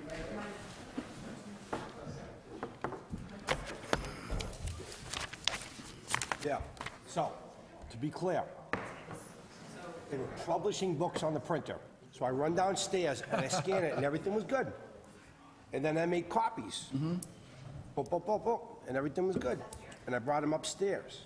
And actually, the initial one was the original contract that I gave, that had the kennel. Then I made the second copy. Then I made the other copies, and the thing got stuck in the drum. And you have no way of knowing. Right, you So don't. when I brought it up and I gave him a copy for him, he goes, my kennel thing. He's looking, and I go, what? No, I remember seeing it. And I'm like, ah. And then I looked in the scanner, and I opened it up, and there it was. It was in the one that I scanned, and it was in the one downstairs. So I'm like, I know, huh? I think we have to get you guys your own copy machine is what we gotta do. you just stick to cars, my friend. All right. Yeah, Mr. Fallon, I feel compelled to share. Look, you are extremely good at what you do. And so, not wear many looking... hats, to be Not on looking to... Many hats. Not looking to call you out for And that. I do appreciate I Dan's wanted- sentiments, because I like Dan. He's a I good wanted, man. yeah, no, I wanted clarification for what we had on our application that seemed singular Important. to It's me. very important It to seemed get- singular to me, and I didn't want to misstep on a process that we would have to pay for in some kind of process issue after the fact. So, but you're very good at what you do. So, no need. You're not at recess, so you are live. Yeah. Yeah. No one's Okay, so shut anything off, so I just want you to be aware of what you're saying. Thank you, Mr. Head. we have a 6:10 PM applicant, Mast Futures LLC, requesting a special permit under Section 3912 of the Auburn zoning bylaw. Now, again, before I begin this particular hearing this evening, there was some typographical errors. And if you'll notice, it says the 6:10 PM applicant, Mast Futures LLC, requesting a special permit under Section 3912 of the Auburn zoning bylaw, and then it goes on to say for a kennel at 3 Ashworth Street Road, map 52, parcel 15, which is incorrect, because the kennel for 3 Ashworth Road was the 6:05 PM hearing. So as a result, after consultation with the town, we want to make sure that we did things correctly, and we're going to postpone this hearing until next month. But we are going to have a conversation with the attorney that is present from Fletcher Tilton, and we're going to go through a few things first. So I apologize for the error this evening, sir, and if you just want to go over what you need to go over. Sure. Thank you, and no apology necessary. Look, these things happen. So Todd Broder from Fletcher Tilton here on behalf of the applicant. Because we cannot have a public hearing, we obviously don't expect a vote or any action. However, since we're all here and you do have, the original application materials, we are permitted to have an informal conversation about the project and maybe walk away with any issues that we need to go resolve, as projects may not come before you this informally with any frequency, but this does happen in a lot of other communities. I've never done this with Auburn, so it may be new to you, but it is permissible to have a conversation. You just are not permitted to take any action. So we would simply come back at some later point, probably your February hearing, present all of the information. At that point, go through public testimony, et cetera, board comment, whatever is necessary, and, deal with a possible decision at that point. So, but I thought if there are, some of those issues that, take some time to resolve or things that we need to go address, we can go address them before we come back, so we haven't wasted a lot of time. Is that fair? So it does actually, and so for the folks at home, this actual address is 615 Southbridge Street, okay? So 615 Southbridge Street, if you're familiar with the area, it is next to the Shell station, near Bentley's, near the vacant lot that would have at one time been a Lowe's that we had discussed. And then across the street from that, there is a vacant home with a 3-car garage adjacent to the side.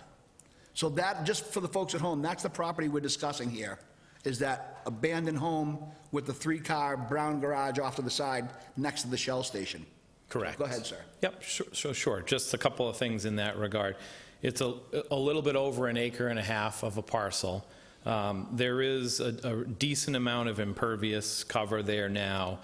We will be before you for 2 particular special permits. One is for the use, which is classified as indoor amusement, for bylaw purposes, and a special permit for rendering more than 15% impervious in the Aquifer 2 overlay district, which, for any commercial site, 15% is a pretty low threshold.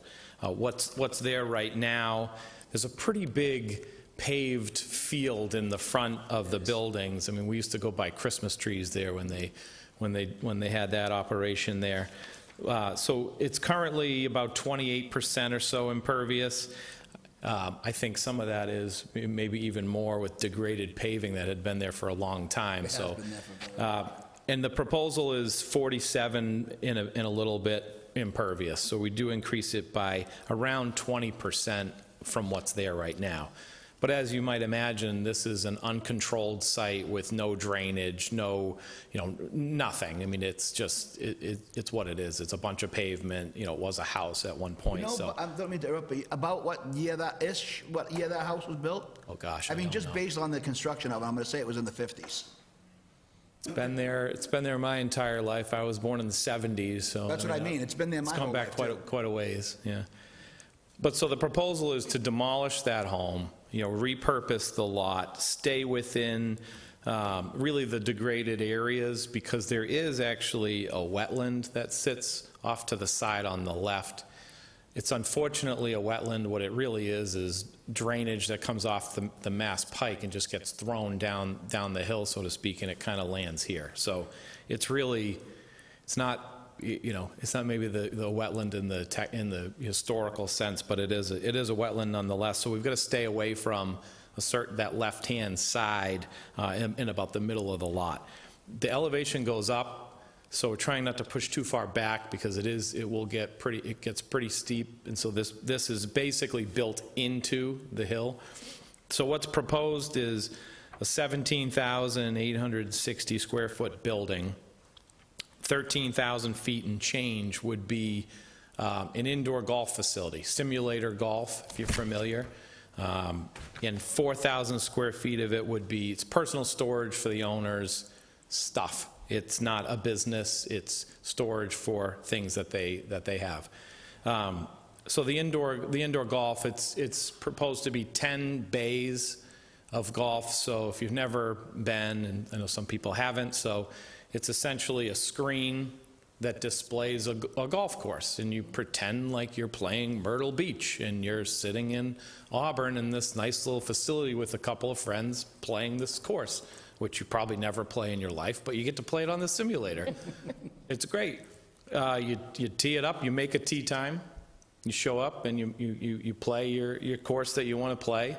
And while you're there, you might have an alcoholic beverage, because they would be seeking a liquor license.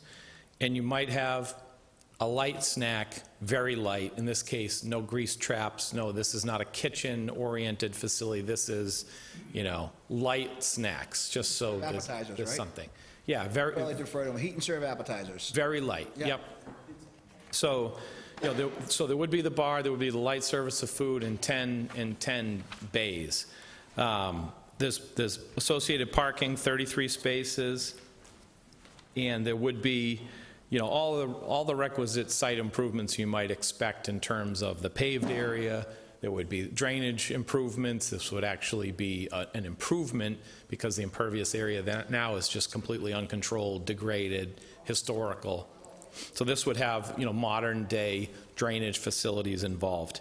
So, again, the 2 special permits, we'd also be going to Conservation Commission because we will be in buffer zone, working within the buffer zone, but again, working within those areas which there's already been historical improvements. But we do have that process to go through. We would need to go to DOT for the curb cut. This is, Southbridge Street Route, it's Route 12 there. This is DOT jurisdiction. We'll have those conversations with DOT. The curb cut is designed to really meet their standards.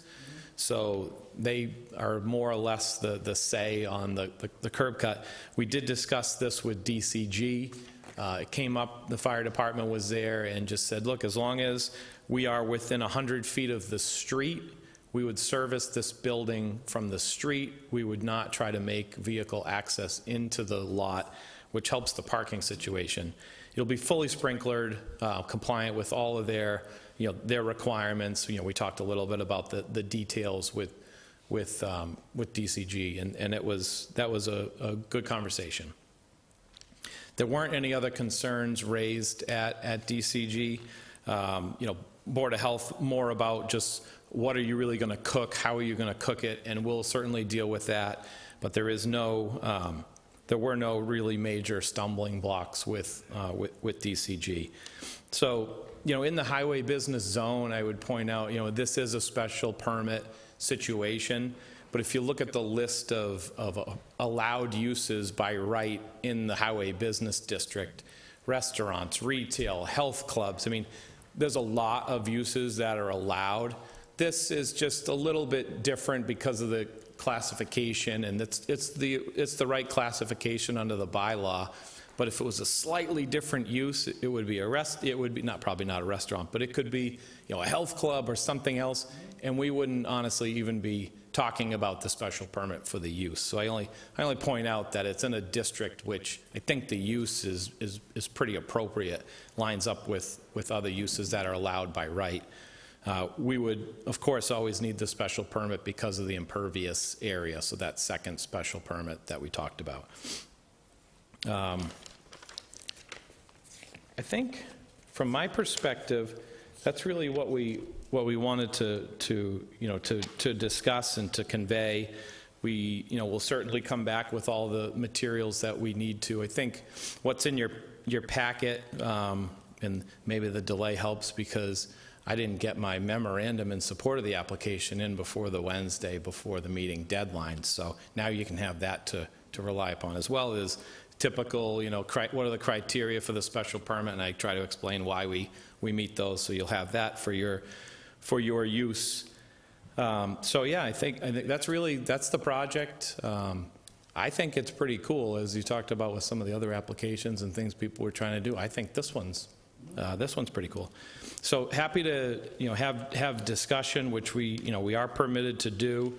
Certainly would love to know if there are any particular items that the board would require additional information on, because essentially what I just presented would be the presentation at the next hearing. Okay. I'm not going to bother with the butters because we're not doing a full hearing. We'll do that next month. But I just wanted to make sure that, since we are hearing here, do you have any feedback that you'd like to provide? Anyone? Yeah, so you planning on staying private sewer? I'm sorry, say that again? Is this private sewer? No. So you're going to tie into? Yes. Sewer. Yes. And as far as storage, any chemicals? No. The storage area, or just storage in general? The storage area. No, the owners have a storage facility elsewhere, selling that property, would like to, use this space for that purpose. You have to be careful with chemicals and stuff. Yep. Yep. Yeah. Those are my questions. Ms. Bush? I'm gonna reserve for now.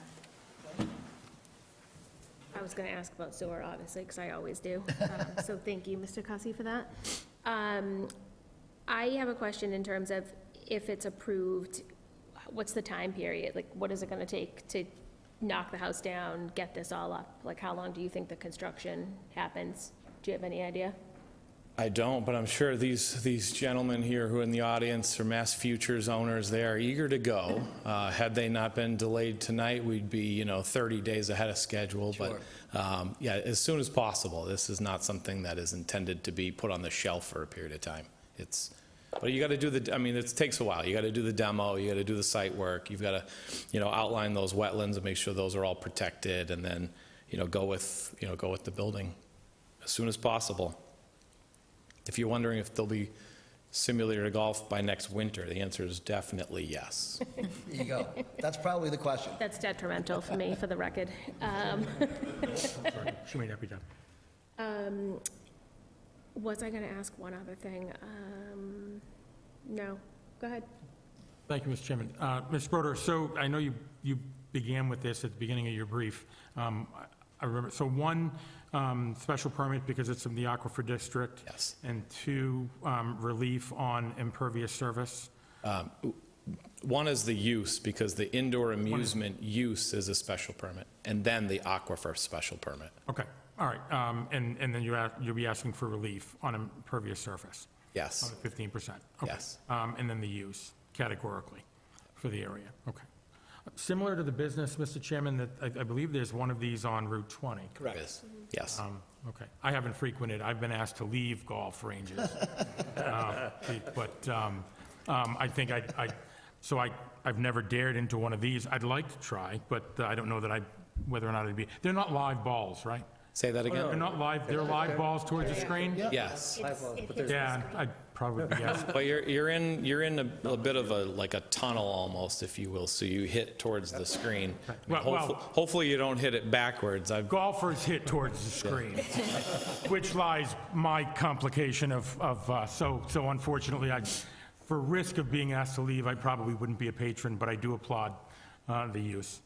Thank you, Mr. Chairman. So just for the record, too, if you recall, the one on Route 20 required a special permit because at the time, it just didn't have that description in the table of uses, because honestly, this is a new phenomenon. We've never had this type of electronic, we had arcades as kids and different things like that, but this is a different thing these days. So I think it's more of a question of the bylaw catching up with technology, not necessarily restricting.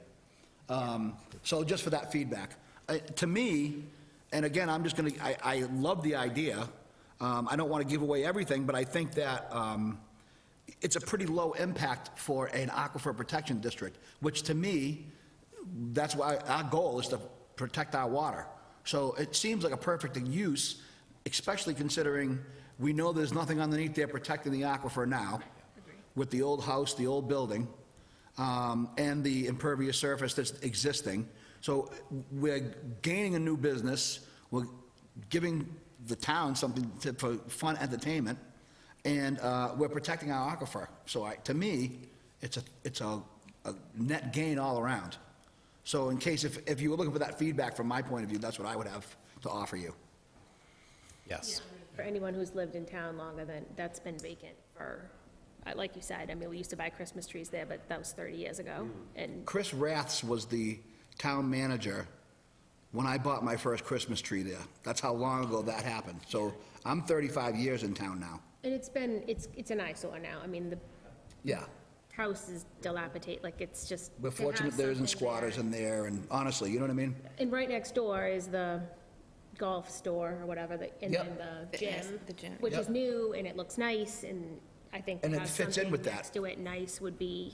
You have the would be a golf nice store right next door, right? It kind of fits in well. I'm hoping, to be honest with you, that could very possibly be a catalyst to attract some attention to that corner, let's say, right? Because Bentley's situation, the vacant lot across the street, where McCoy's Action Karate originally was, that building's been vacant for a long time.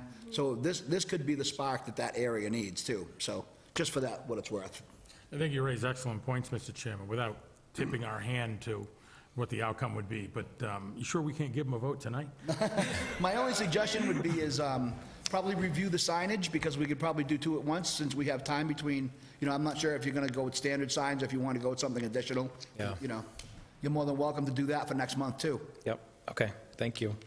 And I would offer, Mr. Chairman, if we have a full complement of the board when Mr. Broder returns, that perhaps we can, he did such an eloquent job this evening, that perhaps we can pair his need to give us a full brief next time, if we can retain this.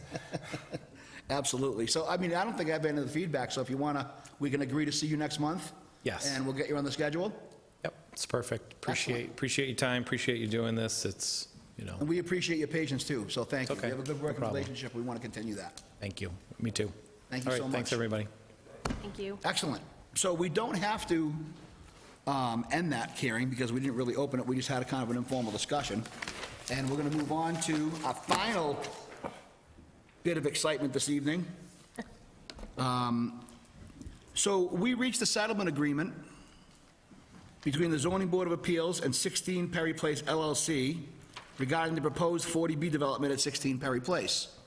So I received a call, well, it was actually an email, from our town manager earlier this week, and to her credit, she was very concerned about making sure that we were going to remain transparent through this whole process, and she asked if we could add this particular item to the agenda that I agreed to, so we could discuss the agreement with Mr. Largis, who is here. And Mr. Largis, you want to come up? You're more than welcome to, because I know you're going to have some questions. And I just want to let you know that this is, I really want to give credit to Ms. Vecchio, because this was something that was very important to her enough, where she dropped what she was doing, she called me and said, can you either call Mr. Largis and go over everything with him, or would you even be considered to put this on the agenda? And I said, yeah, let's put it on the agenda, because we want to make sure that this is transparent from beginning to end. Well, So I feel like this is our opportunity for... Unfortunately, the rest of my neighbors couldn't be here, and I don't know if it's something that you might want to have Mr. Daiquiri and Mr. Downey here as well, or is this a time? No, so I had, again, this was the interest of making sure that we were doing full transparency. So I had, again, once I was given this task from our town manager, I reached out to the town side. And what I found out was, I thought that the permit would have been completed and sent into the Registry of Deeds by now, but it has not been done to that point. So they checked with the town attorney. It is in process, but it's not done yet. So we can't discuss everything that's in there, because we don't want to jeopardize it. So we can do it again next month. In other words, what I'm saying is, we can do it next month. It'll all be signed off. We'll have the full document. What is the potential date of signing? That I don't know. So we've all signed it. So this past week, we came up, had to be done by Monday at 7 PM. We signed it. It went back to, they call themselves 16 Perry Place LLC, right? So it went back to them. Now they have to go down and put it into the Registry of Deeds. The reason I ask you that is there's only a 20-day window. It's 10, I believe, isn't it? Right? No, for us to appeal. You mean once it's filed at the Registry of Deeds? Well, as soon as you sign it, we only have a 20-day window. I'm not sure if it's a calendar day or a business day. All right, so then we signed it all. Did everybody sign it Monday? Yes.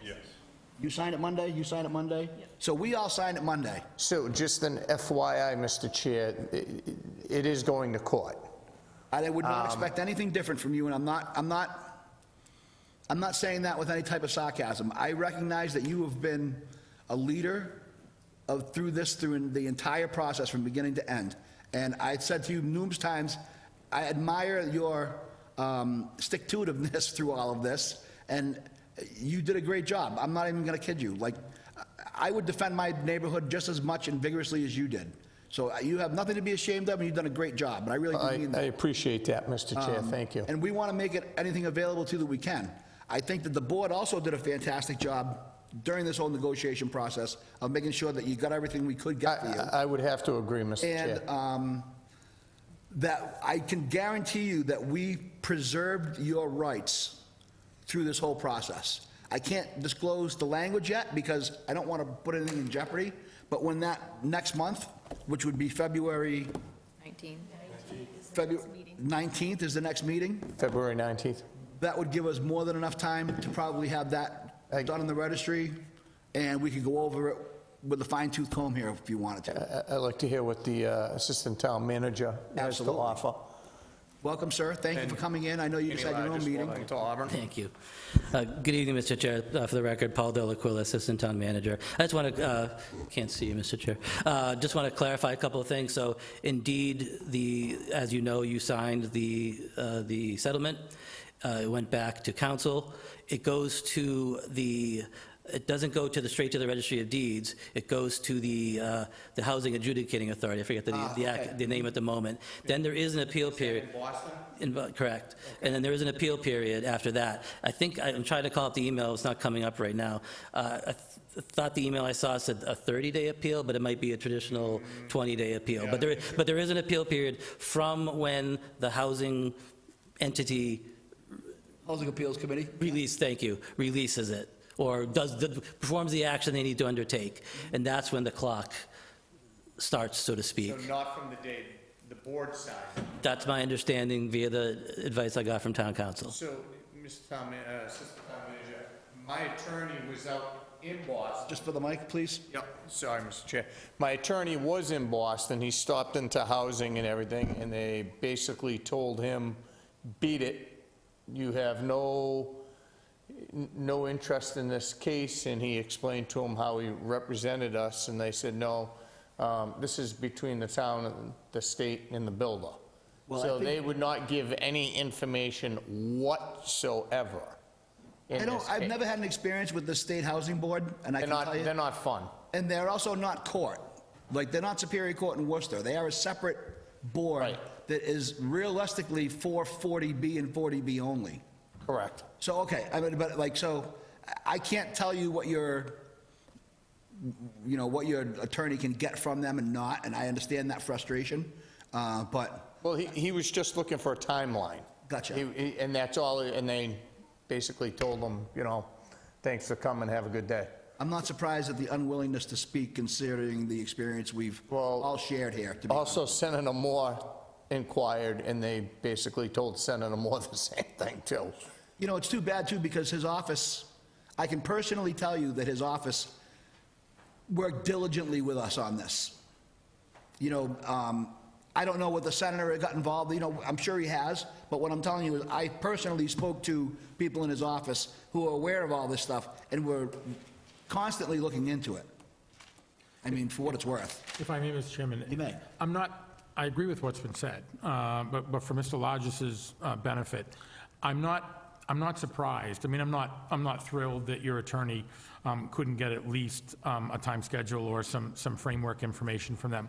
But I'm not surprised because if I look at it, just from a conservative perspective, whomever they spoke to, your attorney spoke to, the lawsuit as it stood, my humble understanding, is that it was between the town and the builder, right, the applicant specifically. And so, given that you and the abutters and your attorney are not a named party in that, I can understand why conservatively they would shut you out of any communication from that, not disclosing anything, because it's truly within those guardrails between the town, at this point in time. Right. Between the town and the applicant. If it does in fact progress, through your independent process, if that's what you intend, that's a point in time when I would expect that all of that information would be open to Mr. Lodges. So what I'm asking the town, the board, Mr. Assistant Town Manager here, I need to know the timeline for that appeal. I'm hearing 30 days, 20 days, but nobody can answer me if it's a calendar day or if it's a business day. I would not wait the 20 days, and I would submit it now. Well, that's what I'm saying. I need to get the ball rolling, but again, I need to know if it's 20 days from the day you signed it, or the gentleman said when the state signs it. And I'm going to be honest with you as well, diplomatically so. It's very challenging to get an answer out of the state when it comes to this stuff, as you know. You are 100% because right. Either you get an answer, and then within a month or two, that answer changes. Yes. And we've all experienced it, and I'm sorry, I don't like to say it, and I'm not trying to, I don't want to overly criticize this situation, but you all know where I stood on it. And it's a very frustrating situation for all of us. And I think, and I'm going to segue a little bit, and I think that you're very fortunate, to be honest with you, that we were able to negotiate the way we did and we got all this done. And I'm going to explain why really quick. And I want the people at home who are concerned with Wallace Ave and Athens Street to hear me very, very carefully right now. And I'm saying that specifically because there was a couple of meetings up here, and rightfully so, the people from Wallace and Athens Street were very concerned, and they were pointing at the Board of Selectmen at the time, and they were basically saying things like, you know, you represent us, we elected you, you need to make sure this is being taken care of. And I understand their concerns, but I also want to point them out. I want you to look up Bill number 2246. And I'm going to say it again, Bill 2246. It's in the legislature right now, okay? And I'm going to read what it's going to offer you, what it's not going to offer you, I should say. So this is in line 27 and 28. Mr. Chair, would you mind if I record this? Please feel free. Thank you. Oh, thank you. I brought it up. So this was forwarded to me, and this is what they're going to call a mitigation measure. And this is specifically for land use, including but not limited to residential and other density increases. Hear that again, density increases. Mixed-use development and transit-oriented development. Transit-oriented development means the MBTA Communities Act, okay? Don't be fooled. Infrastructure improvement related to traffic operations, including but not limited to roundabouts, reduced conflict intersections, natural systems, including but not limited to wetland restoration, reforestation, and urban green space. Now, here's where it gets interesting. Regional Planning Agency, one of 13 commissions, councils, or councils of government authorized to be formed under Chapter 40B. You can take this with you. Oh, I appreciate that. And what bill was that again? This is Bill 2246. It's currently being moved through the legislature. Okay, thank you for bringing that. So they plan on developing 13 commissions, councils, or government-authorized councils to be formed under Chapter 40B. Go ahead, sir. Mr. Chair, I don't want to interrupt your train of thought there, but those entities already exist. Well, this is for 2246, though. This is in this bill right now. The 13 is referring to the existing 13 regional planning agencies in the state. Okay, so is this validating them, or is this in addition to? Mr. Chair, I don't know what this is regarding, but I just wanted to correct the fact there. That's all. Okay, no, I understand, but I'm just letting you know that this is, again, Regional Planning Agency for 13 commissions, councils, or councils of government authorized to be formed under Chapter 40B, and it's in Bill 2246. So my concern is, are they going to take the local authority completely away from it? And are they going to make it so it's just regional commissions that are going to decide, you know, one commission per county? And they're going to look at each individual 40B project from a very high aerial view? Go ahead. No, that's what I'm here for to ask. Mr. Chair, this isn't on the agenda, so maybe we shouldn't be talking about it, but I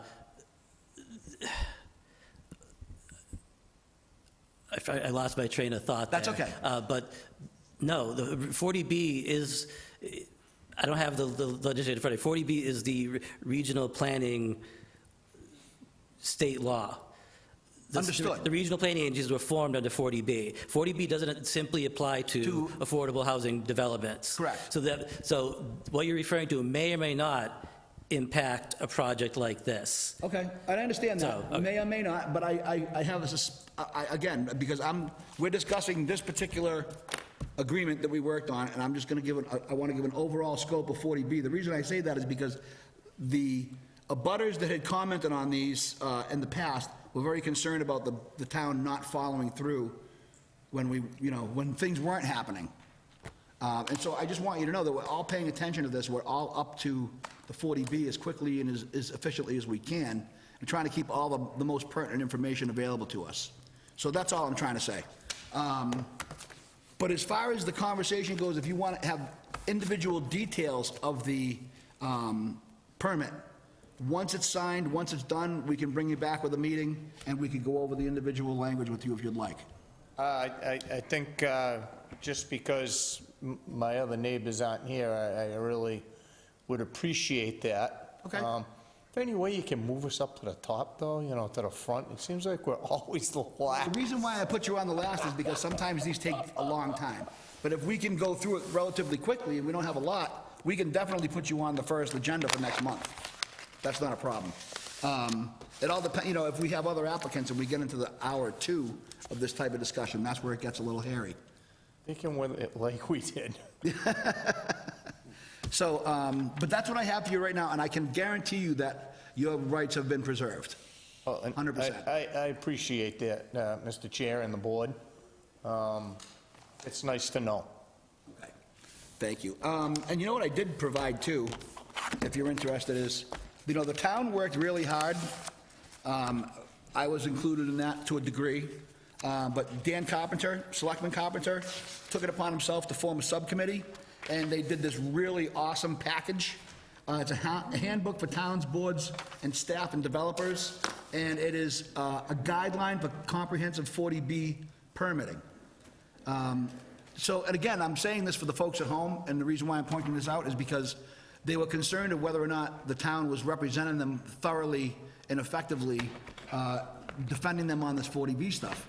And what I can tell you is this comprehensive guide, that's probably 15 pages long now, was developed in conjunction with the Central Mass Regional Planning Council, and they're now using this to go to other towns and educate them. So the information that the town gathered, collected, and disseminated into this handout is actually being used to educate other towns now. So I do want people at home to know that we are on the cutting edge of this. They are taking care of this, that there's no stone not being overturned in this process in Auburn here. The town's doing a great job. So that's all I wanted to point out. And there is a couple available if you want to take one. Anybody else wants to take one and check them out? So that's my soapbox. But hopefully, if we get it by next month, if you want to check in sometime in a couple weeks, and if they are, in fact, it's everything's settled, we can put you on the agenda for next month. If there is a clarification on the appeal date, if somebody from the town... Now, can I just add, that's another thing. Can we do that? I don't really know. I'm not being a wise, but like, since we're kind of like three separate entities, Sorry, what's your question, Mr. Chair? I was going to address Mr. Largess's well, no, question. that's what I was saying. He wants to know if you can get him the appeal date deadline. Is that something we can do because we're kind of all three separate entities, or that's something he has to pursue? In this instance, I can get that information. Okay, that's what I wanted to make sure we were doing our guidelines. Like this guy already, ain't even been here that long. I'm telling you, we did pretty good. Okay, anybody else? Do you have anything else you want to add, sir? I'm all set, sir. I think these guys are sick of hearing me and they want to go home. I'm just guessing. I'll second that. Okay, so, on to, yes, we have the minutes for December 18th, 2025. Do we have a motion to accept December 18th as submitted? Sure. We can make a motion. I'll make a motion to approve the minutes from December 18th as stated. Do I have a second? I second. All in favor? Aye. Any opposed? Hearing none, seeing none. We have no modifications, we have no new business. Hold The on. next meeting is, Mr. Chair, the agenda I looked at seemed like there was another matter on the agenda. I'm sorry? Seemed like there's another, it looks like a decision Yeah. needed to be signed? Okay. We signed it. Yeah, we signed the decision. All set. Yep. Sorry, Mr. Chair, I just wanted to make sure we Decision covered it. for that was for the Douglas Bento Rodriguez requesting a special permit under section 8243 of the Auburn zoning bylaw for a food establishment on 32 Zavelle Ave. That was the decision we signed earlier. We did. We did. So that is all set. Okay. Do I have a motion to adjourn? Do Motion to adjourn, Mr. Chairman. I have a second? Second. All in favor? Aye. Aye. Excellent. Thank you so much.